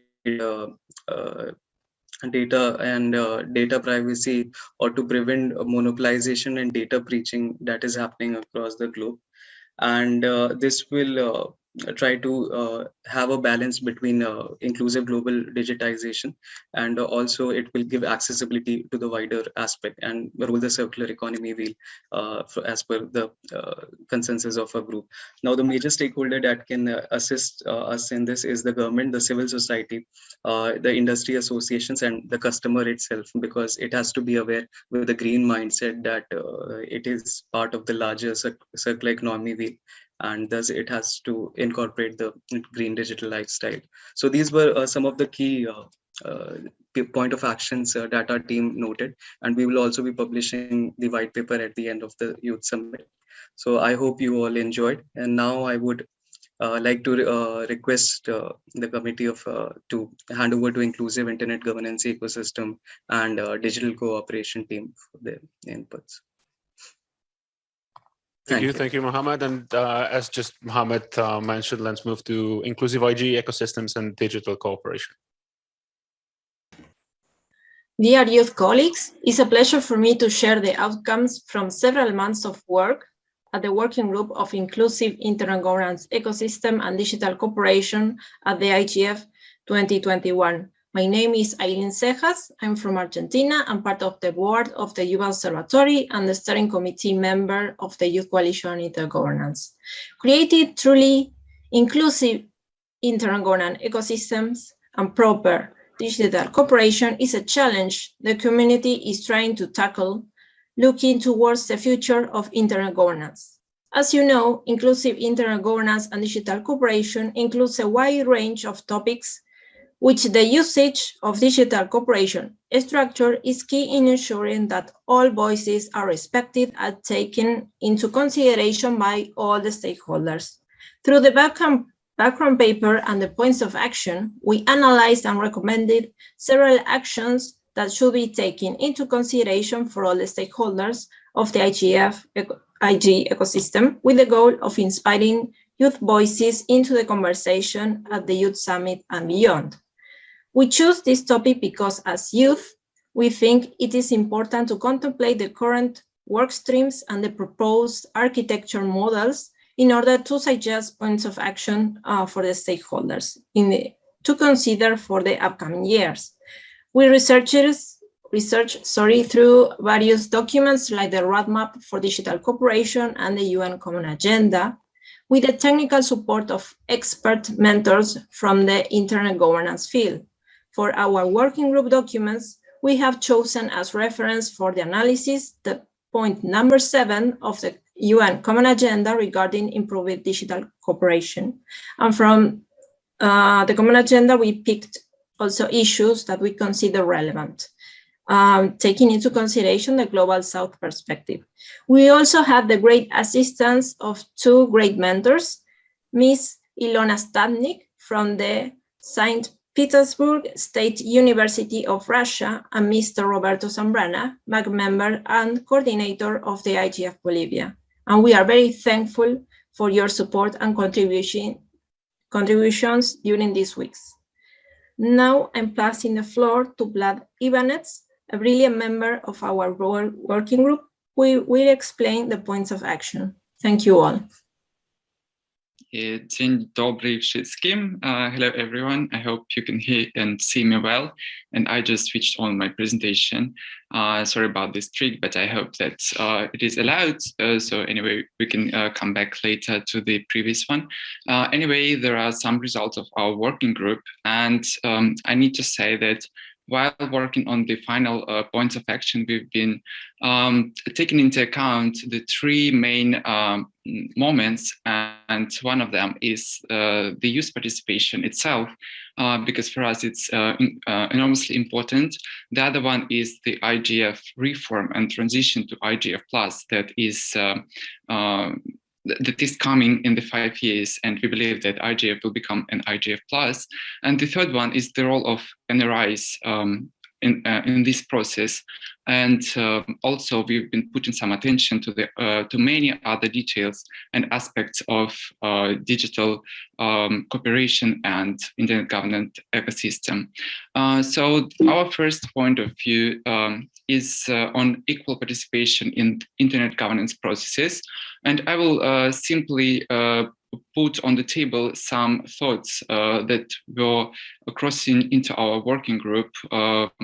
And I'm not going to stop on each point of view. I will just bring you some ideas that we had. And while working on this point of action, we've been thinking about representation of each group inside the IG community, and especially in the IGF as the global forum and as the main event that combines together all the opinions and aspects of internet governance.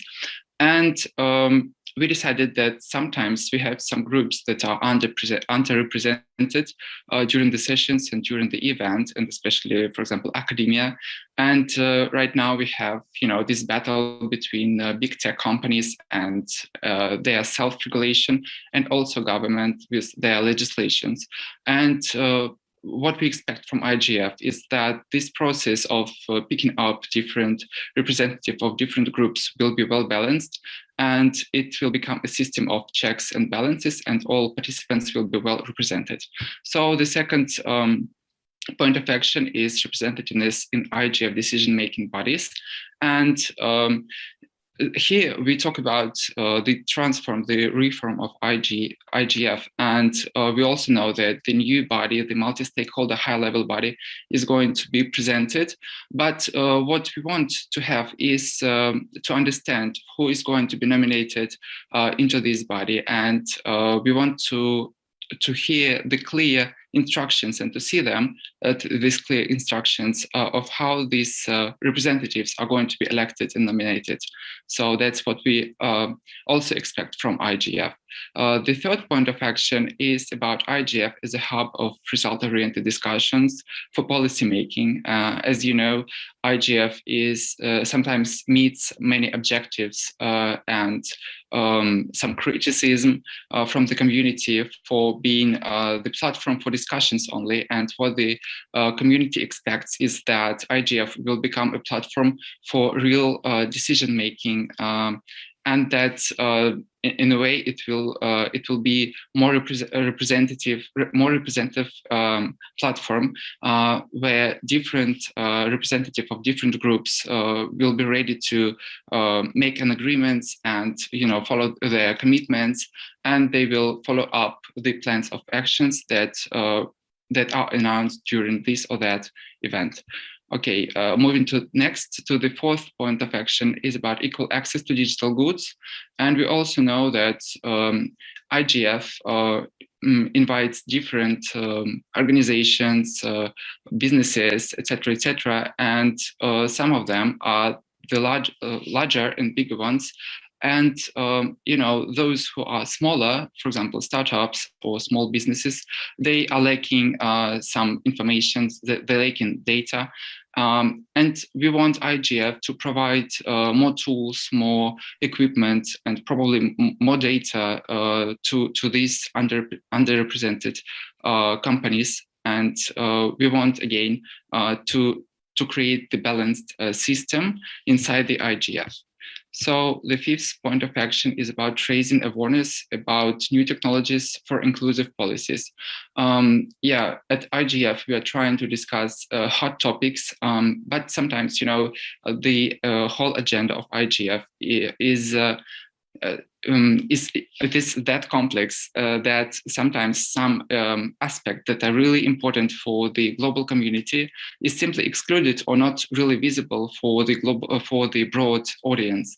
So we expect that such themes as artificial intelligence, Internet of Things, cybercurrency, and many other issues, foreign issues, will be well presented at IGF, and they will gain more attention from the organizers.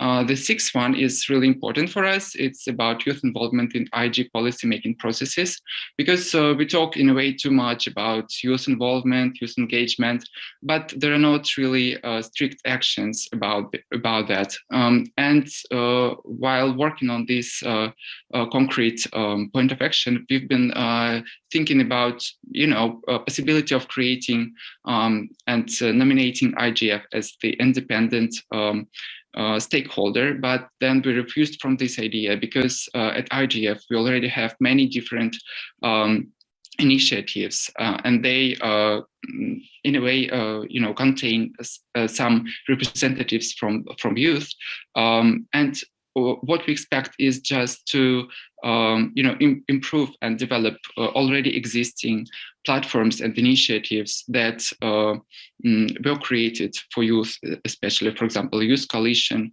Youth Dynamic Coalition inside the IGF, and make it more visible for youth participants from different countries.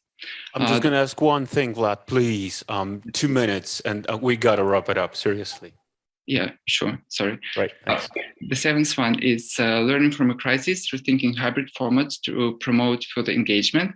It's all about the online participation. For example, me, myself, I participate online, but all of us, we are really tired of online participating, of online meetings, but we need to improve them and make them more interactive and more engaging for the audience.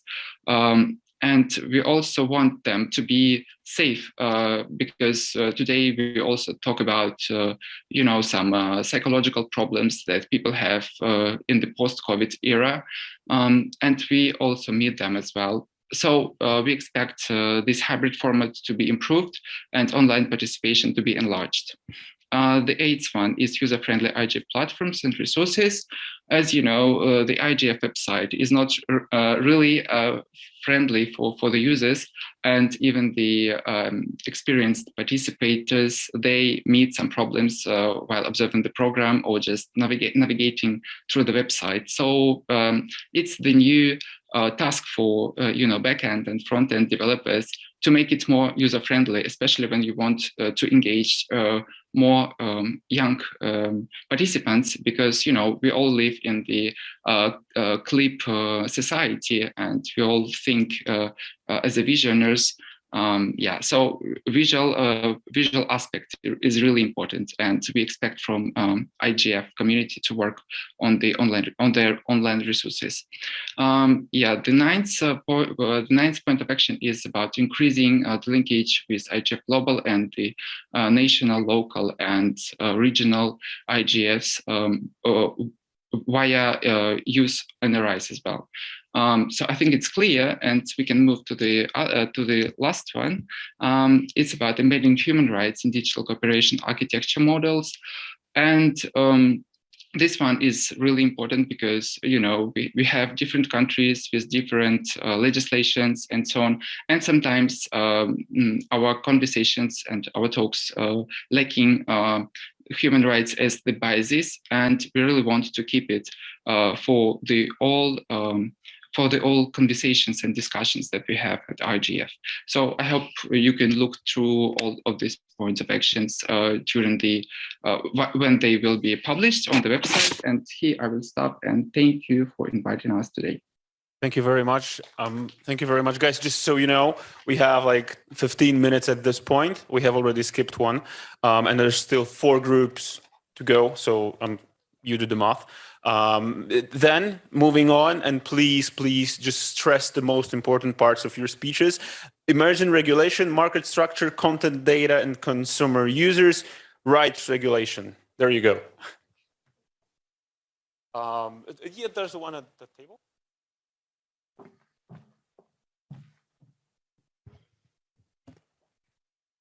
So we have the presentation. No? Okay, fine. Okay, so my name is Alina. I represent Emerging Regulation Group. I'm from Russia. So we'll be just brief and quick. So for our main topic, we choose distributed ledger technology. So, and this is the new emerging technology. And it's emerging as disruptive innovation with an expanding range of potential application. But unfortunately, to the DLT, it is not regulated well enough. That's why we chose it as our main topic. Can we have next slide and the next slide? This one thing. So the basic challenge is lack of clarity on how the technology is governed. So basically, we should make a significant effort to educate people about the development of DLT. And of course, the main helper here is the technological community, because it's the one who knows the better. Next slide. So the second problem is uncertain legal status. Even though some countries have legal and policy frameworks on different aspects of the DLT, it is still necessary to harmonize them, as well as to develop uniform measures to regulate DLT. For instance, like to create an international convention of supply of digital content and digital services. And maybe things about something like the law of cyberspace. So the next, please, data management.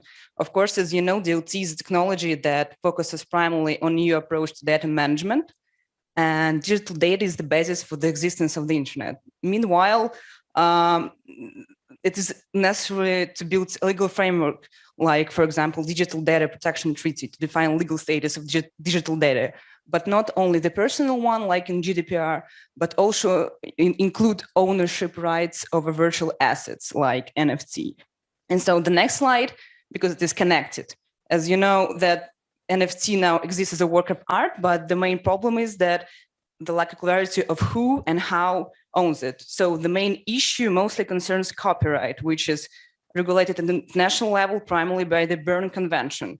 Meanwhile, the latest revision of the content of the convention is already more than 50 years old, so it should be updated. And maybe we should rethink the concept of exhaustion of copies of a work and to extend the first sale doctrine to intangible copies of work. So the next one. This is actually, when you talk about DLT, you usually think about financial markets, because DLT is commonly known to be used as a financial instrument. But unfortunately, there's no existing regulation of this completely new and previously unknown technology. So we should think that we should think that apart, probably the conversation should be started about how technology should be governed. And the second one, the adoption of open catalogs of financial instruments, which is with the clearest possible criteria for their identification. And maybe such things like how we test in US law can be brought up as an example of it. So the next one, standardization. Actually, someone stole this slide in the digital education group, so maybe you saw it. what were proposed. We should propose the adoption and development of standards for identification, privacy, node recognition, data governance, user consumer rights, auditing, forensic investigation, and regulatory review, justification of errors, and logging. So who can help with it? Of course, international ITU and maybe regional working groups on that matter. The next slide. This is actually the tough one, because when you talk about DLT, you don't think about regulation of digital platforms, but it is connected, especially in the times when we have metaverse all over the world. So probably digital platforms, it is time to question their rights and responsibility towards ordinary users and national governments. And it is important to work on regional regulatory strategies as an initial part towards world strategies. What we propose to keep platforms up to date with the new laws in their country of operation concerning DLT technologies or any other technologies, and regular exchange of opinion between IT giants and governments, not only with the country where they operate in, but also in other countries, and with free access of users and ability to ask questions. So on these meetings, all the concerns must be voiced and, if possible, settled. So regional platforms, parliaments, and organizations are the ones that can help with that. And so the last point of action is DLT ethics. So it's not tokenization, is part of DLT, and it's a great tool to monetize a business, but it also allows us to monetize a person. But the question arises, where's the limit following the profit? And what if a person is tokenized without their consent? So we should initiate a discussion on the ethical problems of tokenization and create a working group on the creation of the DLT ethical code, like AI ethical code, for example, within the international organization. So the last slide. Just to conclude, we can say that Web 3.0 DLT develops very rapidly, but unfortunately, its regulation is like 2 steps behind the real possible position. So we should probably develop not only new regulation, but also new approach to dealing with digital laws. So thank you very much. Thank you. I mean it. Moving forward, cybersecurity.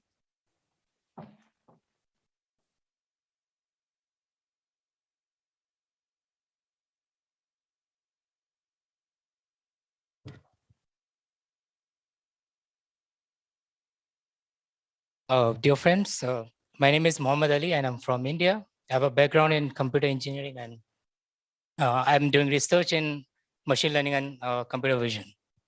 So our colleagues have already taken a lot of your time, so I'll be very quick. There are 5 challenges that we have considered. We have come upon distilled after many discussions. The first is malware as a service. Malware as a service is a very pressing issue because just like we have drug cartels, there's a big underground network of malware as a service that is being provided in the dark web especially. And we must curtail them as soon as possible, because otherwise they might go out of hand very soon. And then there is another challenge that we are facing is the issue of cross-border cyber attacks.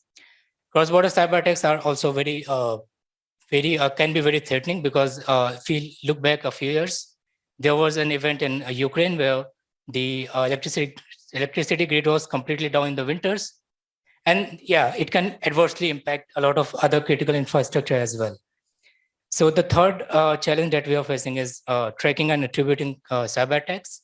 Because of the inherent nature of the internet, that it is distributed and it is a lot of time very decentralized as well. So it is very difficult to track and attribute who has done the cyber attacks. And that brings a lot of difficulties in persecuting those people and those organizations. So we need to tackle this as well. And the fourth point of action that we have come up with is digital upskilling. Because we are using the internet, but most of us don't know what goes behind the scene. And humans are also the weakest link in the cybersecurity field as well. So only with proper education, we can tackle this issue. And I think that will be very important. Like we are seeing that in Estonia, they mentioned that they have incorporated cyber hygiene in their primary education as well. So maybe we should take a lesson from them and we should implement it everywhere around the world. And the final point of action that we have is regarding cross-border scams. It perhaps doesn't come into many discussions usually, but it primarily it originates from the global south, and the target is the North America primarily.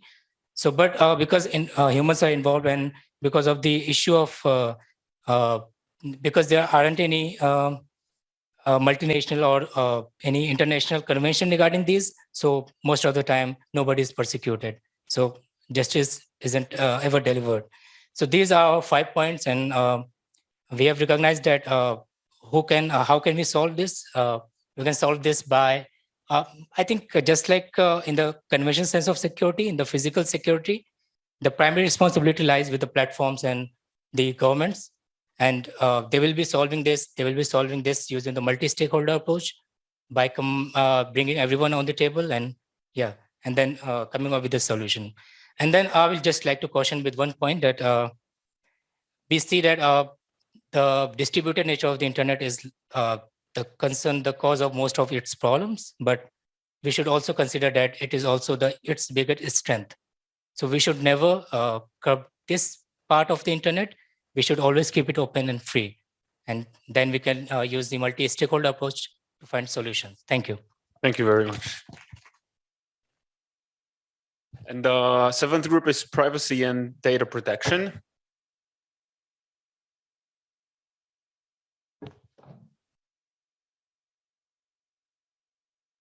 Hello, everyone. My name is Benjamin Chung Castillo, our coordinator of the Privacy and Data Protection Group, and Mexican lawyer on digital law.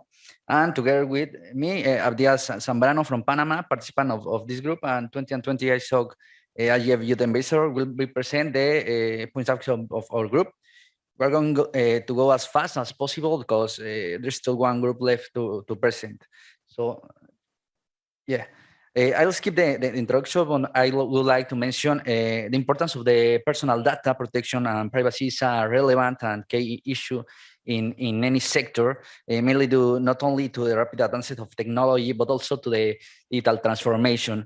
So that has increased in many countries since the pandemic, how it was mentioned at the beginning of the session.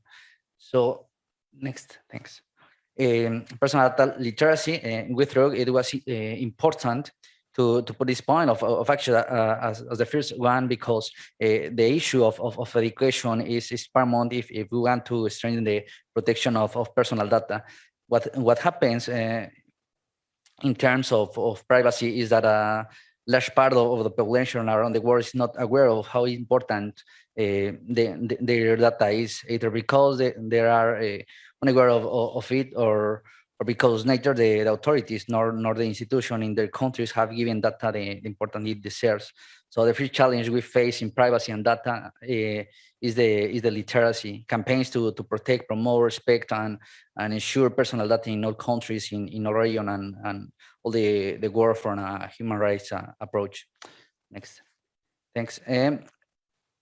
This is a multi-stakeholder engagement on privacy. With this point of action, we intend that through dialogue, we can involve all stakeholders in many occasions. The discussion of regulation and legislative reforms remains only in one sector. However, it's important that there is the participation of all to create policy that are effective, that really serve or what we want to achieve. In this sense, participation must be inclusive, attending to all sectors. This point, this is important that users know the way in which the different private and public companies collect and use their data in order to create different alternatives that promote the protection of their fundamental rights in the handling of their data.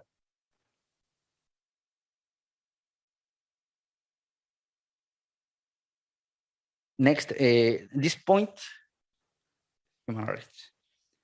This point is related to the fact that in many applications or internet services, yes, is the next.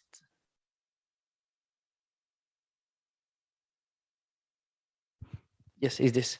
Thanks. This point is related to the fact that many application or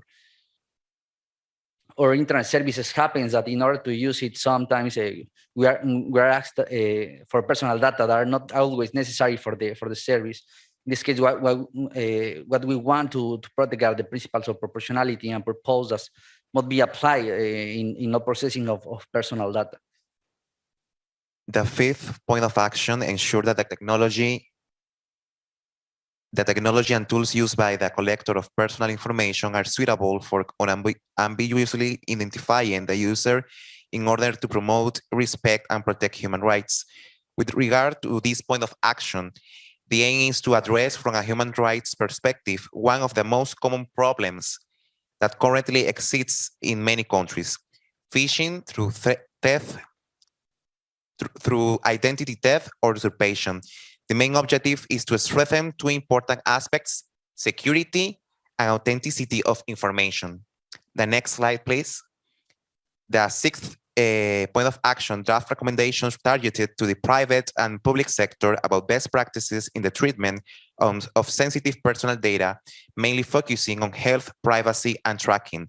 With the pandemic, it became even more evident how much information companies can have about us just by carrying our cell phones with us.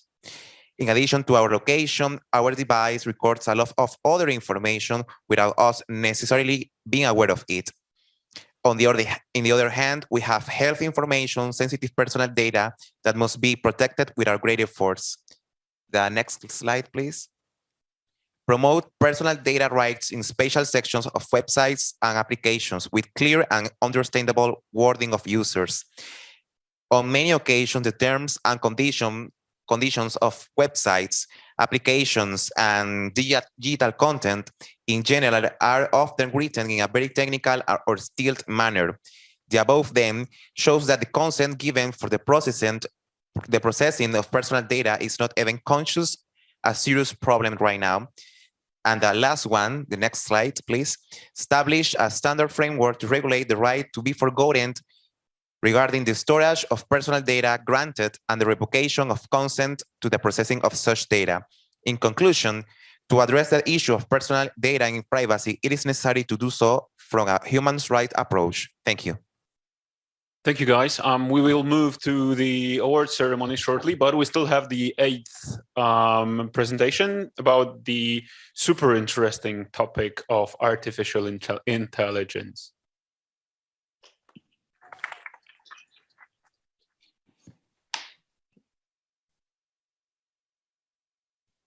Hello, everyone. My name is Juan Pájaro. I'm the coordinator of the Artificial Intelligence Group. Well, we came up with these three main challenges that we found after 2 months of conversations. Would you please? Okay. So the first of these challenges was AI equity. We came out with 3 main points of actions. The first one is ethics among nations. With this, we agree that all nations should be an annual meeting where all the stakeholders, including government, discuss and take measures in the development and incremental adaptation of AI in ethical and standards. Equity within nations, that means, no, I can't see it. Equity within nation in order to take internal inequalities and challenge the difference between global north and global south in the development, implementation, and the deployment of artificial intelligence. And the third in this AI equity is equity in AI literacy. That means that governments, academics, civil society, and the private sector should promote educational programs, scholarships, policies, and other opportunities that allow people from the global south may understand how to design, develop, and deploy artificial intelligence. Now I go to give the word to my co-host today is Sona. Yes, thank you very much, Juan. I'm here. Hello, everyone. Well, continuing with presentation, it should be mentioned that the development of artificial intelligence technology continues, the more likely it is that this technology will not comply with human rights and principles. Of course, artificial intelligence provides a huge number of new opportunities, we know, both in the field of the medicine, business, education, and in financial sector and science. And it's important to understand that governments, private firms, developers, and system users all have inherent responsibilities to ensure that artificial intelligence is not intentionally misused or unpredictably harmful. So here we have our points, irreparable consequences, and take control of the situation with the development of artificial intelligence, such as necessity of training artificial intelligence, such as development and deployed artificial intelligence, so firms, private sector, universities, public sector, and other involved should have a great emphasis on monitoring live artificial intelligence models. And of course, we have regulatory artificial framework. This next slide. Yes, here we have future artificial intelligence risks and opportunities. And we highlighted here several points like artificial intelligence interpretability. National technology officers should prioritize price mechanism over grants to encourage innovations which met clear success benchmarks in AI interpretability. Of course, we have authoritarian artificial intelligence. This is about violation of human rights and spreading artificial intelligence technology to support authoritarianism. So we have to do something that artificial intelligence goes in a way of opportunity and in a way of side that we can use it in a good way, not in a harmful way. And of course, we have existential risk, where stakeholders should collaborate and pursue a research agenda on existential risk to humanity from artificial intelligence and recommend solutions to mitigate those risks. Please, next slide. Yes, Juan? So the invitation is to work to make artificial intelligence as a force of good and a new kind of technology center in all human necessities. Thank you very much. Thank you very much. Thank you very much, guys. I'm seriously sorry for cutting you short, but this is a sprint, and now we're at almost at the finish line with the award ceremony of the Wiki Youth. So, Anusha, Alikhan. Okay. Thanks. Hi, hello everyone. My name is Pedro de Peixe. I am a board member of the Youth Observatory and of Creative Commons Brazil. I have shortened my speech a little bit so we can have time to end it on time. So first of all, I would like to greet my colleagues who made the Youth Summit possible. I do this in the figures of Emilia, Marta, Rafael, Eileen, and Juan, and Shadrach, among others. It's always a pleasure to see people with such a high level of commitment working to advance and spread agendas that they consider important, and you all have done this wonderfully. Then, of course, I would like to thank all participants of the WikiU contest. We need more people like you to remind the world that the internet is not just made up of conflicts and nasty stuff, but it is also a colossal source of information and knowledge with a higher level of accessibility than on any other tool in existence today. The internet has enabled the development of such beautiful, useful, and interesting ideas.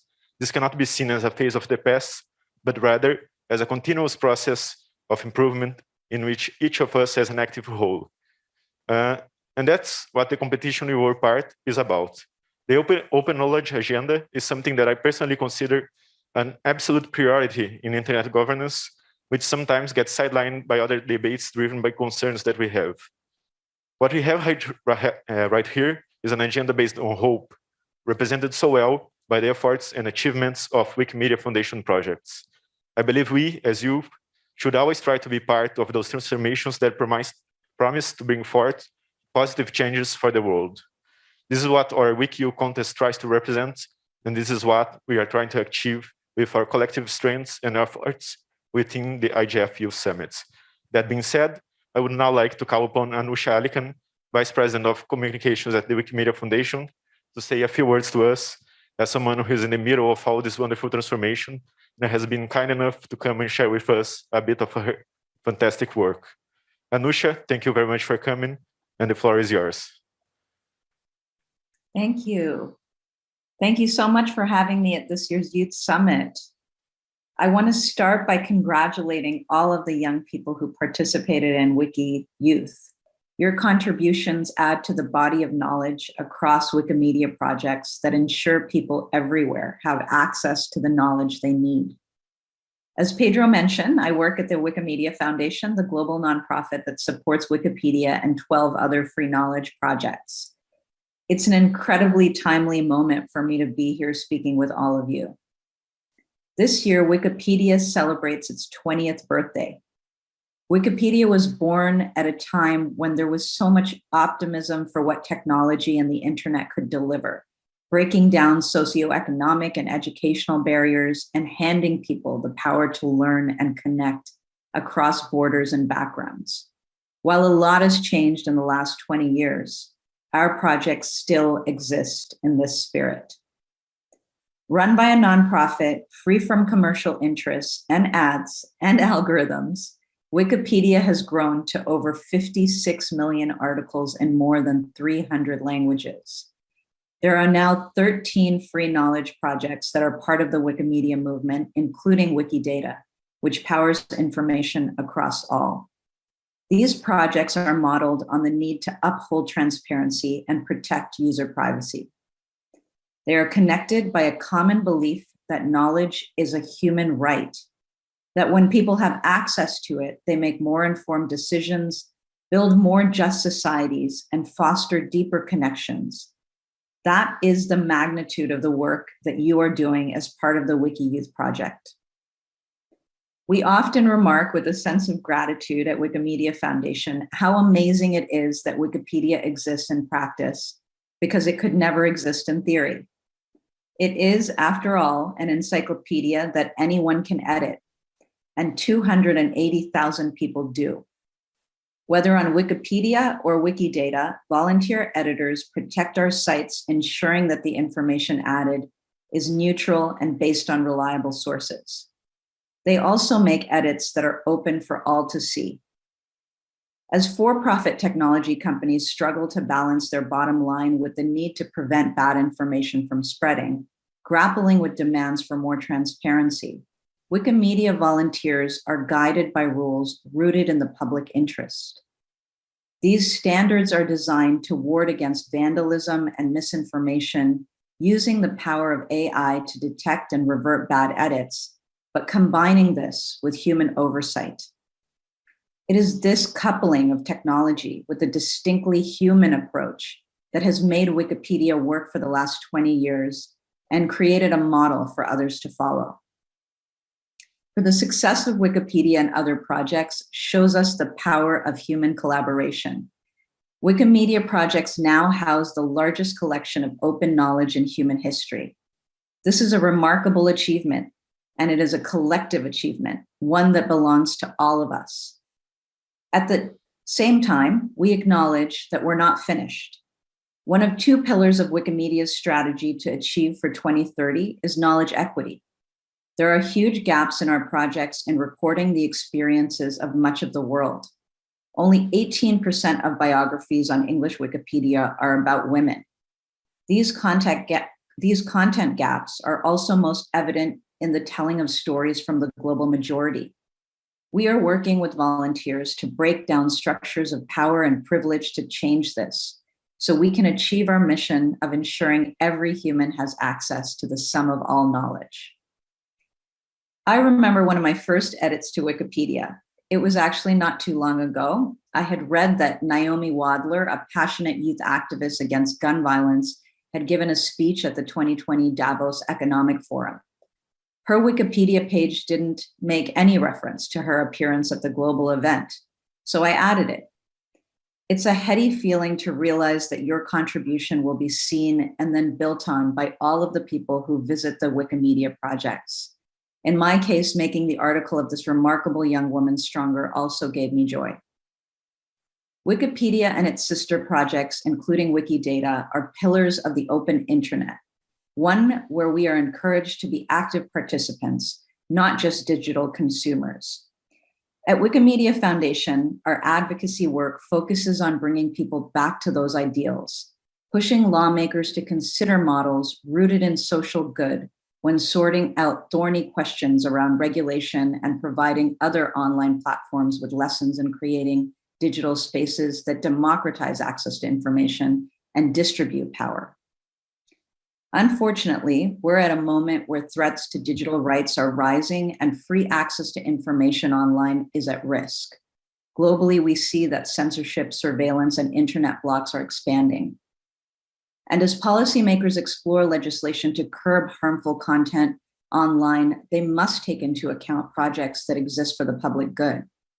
Technology regulation should be designed to support free expression, build more informed communities, foster public discourse, and allow the open and free exchange of knowledge.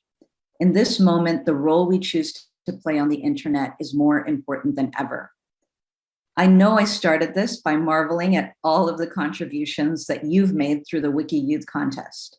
Your contributions to Wikidata will help fill in knowledge gaps across languages and open data sets, but we can and must do more. The future of the internet will require more from us than edits. Your presence at the Youth Summit is an incredible first step. The institutions of the internet, the institutions that are here as part of the Internet Governance Forum, need more champions of the open internet. They need you. With your leadership, we can advocate for digital rights that are driven by our shared values, values such as access, equity, and transparency. We can remix, remake, and shape the way that digital platforms support and influence our lives for generations to come. We can build the future of the internet we want to see. Thank you, and congratulations again. Thank you so much, Anusha. We had a video and a few words to say about the winners, but we can't do that right now because we're short on time. So I will just say the names and alias. The winner of the YIGF contest is Da Supremo, alias of Faisal Ali. The second place is Nanayal Botar. The name is Stephen Decky. The third place is Joseph Anthony. That it's his real name, Joseph Anthony.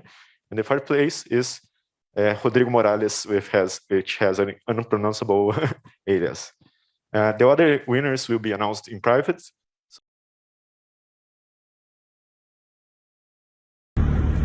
Hello everyone, my name is Joseph Anthony, a Wikimedian from Nigeria, and I'm so happy to be here. And why I think wiki projects are important is the fact that wiki projects are impactful projects and a project born out of educational content that can be used for research purposes.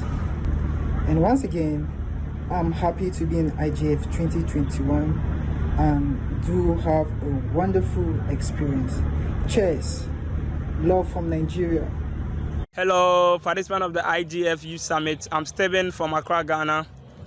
And I'm very grateful to be among the winners of the Wiki Project. The Wiki Project has been insightful. This is my second time participating. And writing about or editing about human people in human rights have really informed me. I've been able to learn a lot about what they are doing, and I'm ready to replicate them in Ghana. And I thank all the organizers, and also thank my brother, the Supremo Faisal Ali, for encouraging me and, pushing us to do better. Bye-bye. Hello, everyone. I'm Faisal Ali, the Supremo from Ghana, Accra. And I'm very excited to win this competition. It was very insightful, and I wish to also thank the organizers, especially Pedro, for his support and encouragement. Thank you, everyone. So I give the mic back to Emilia. Sorry. Yes, but maybe you should be giving it back to Emilia, as I just mentioned them as the real hosts of that event. And speeding you up, I left myself probably like 30 more seconds. But that's it. Thank you very much. It was unbelievable how much of it you had to share. I'm really sorry we did not have several more hours to share that, but you still have time afterwards. They say that those backstage meetings bring more than those official ones. So enjoy this afternoon and the evening. Thank you very much.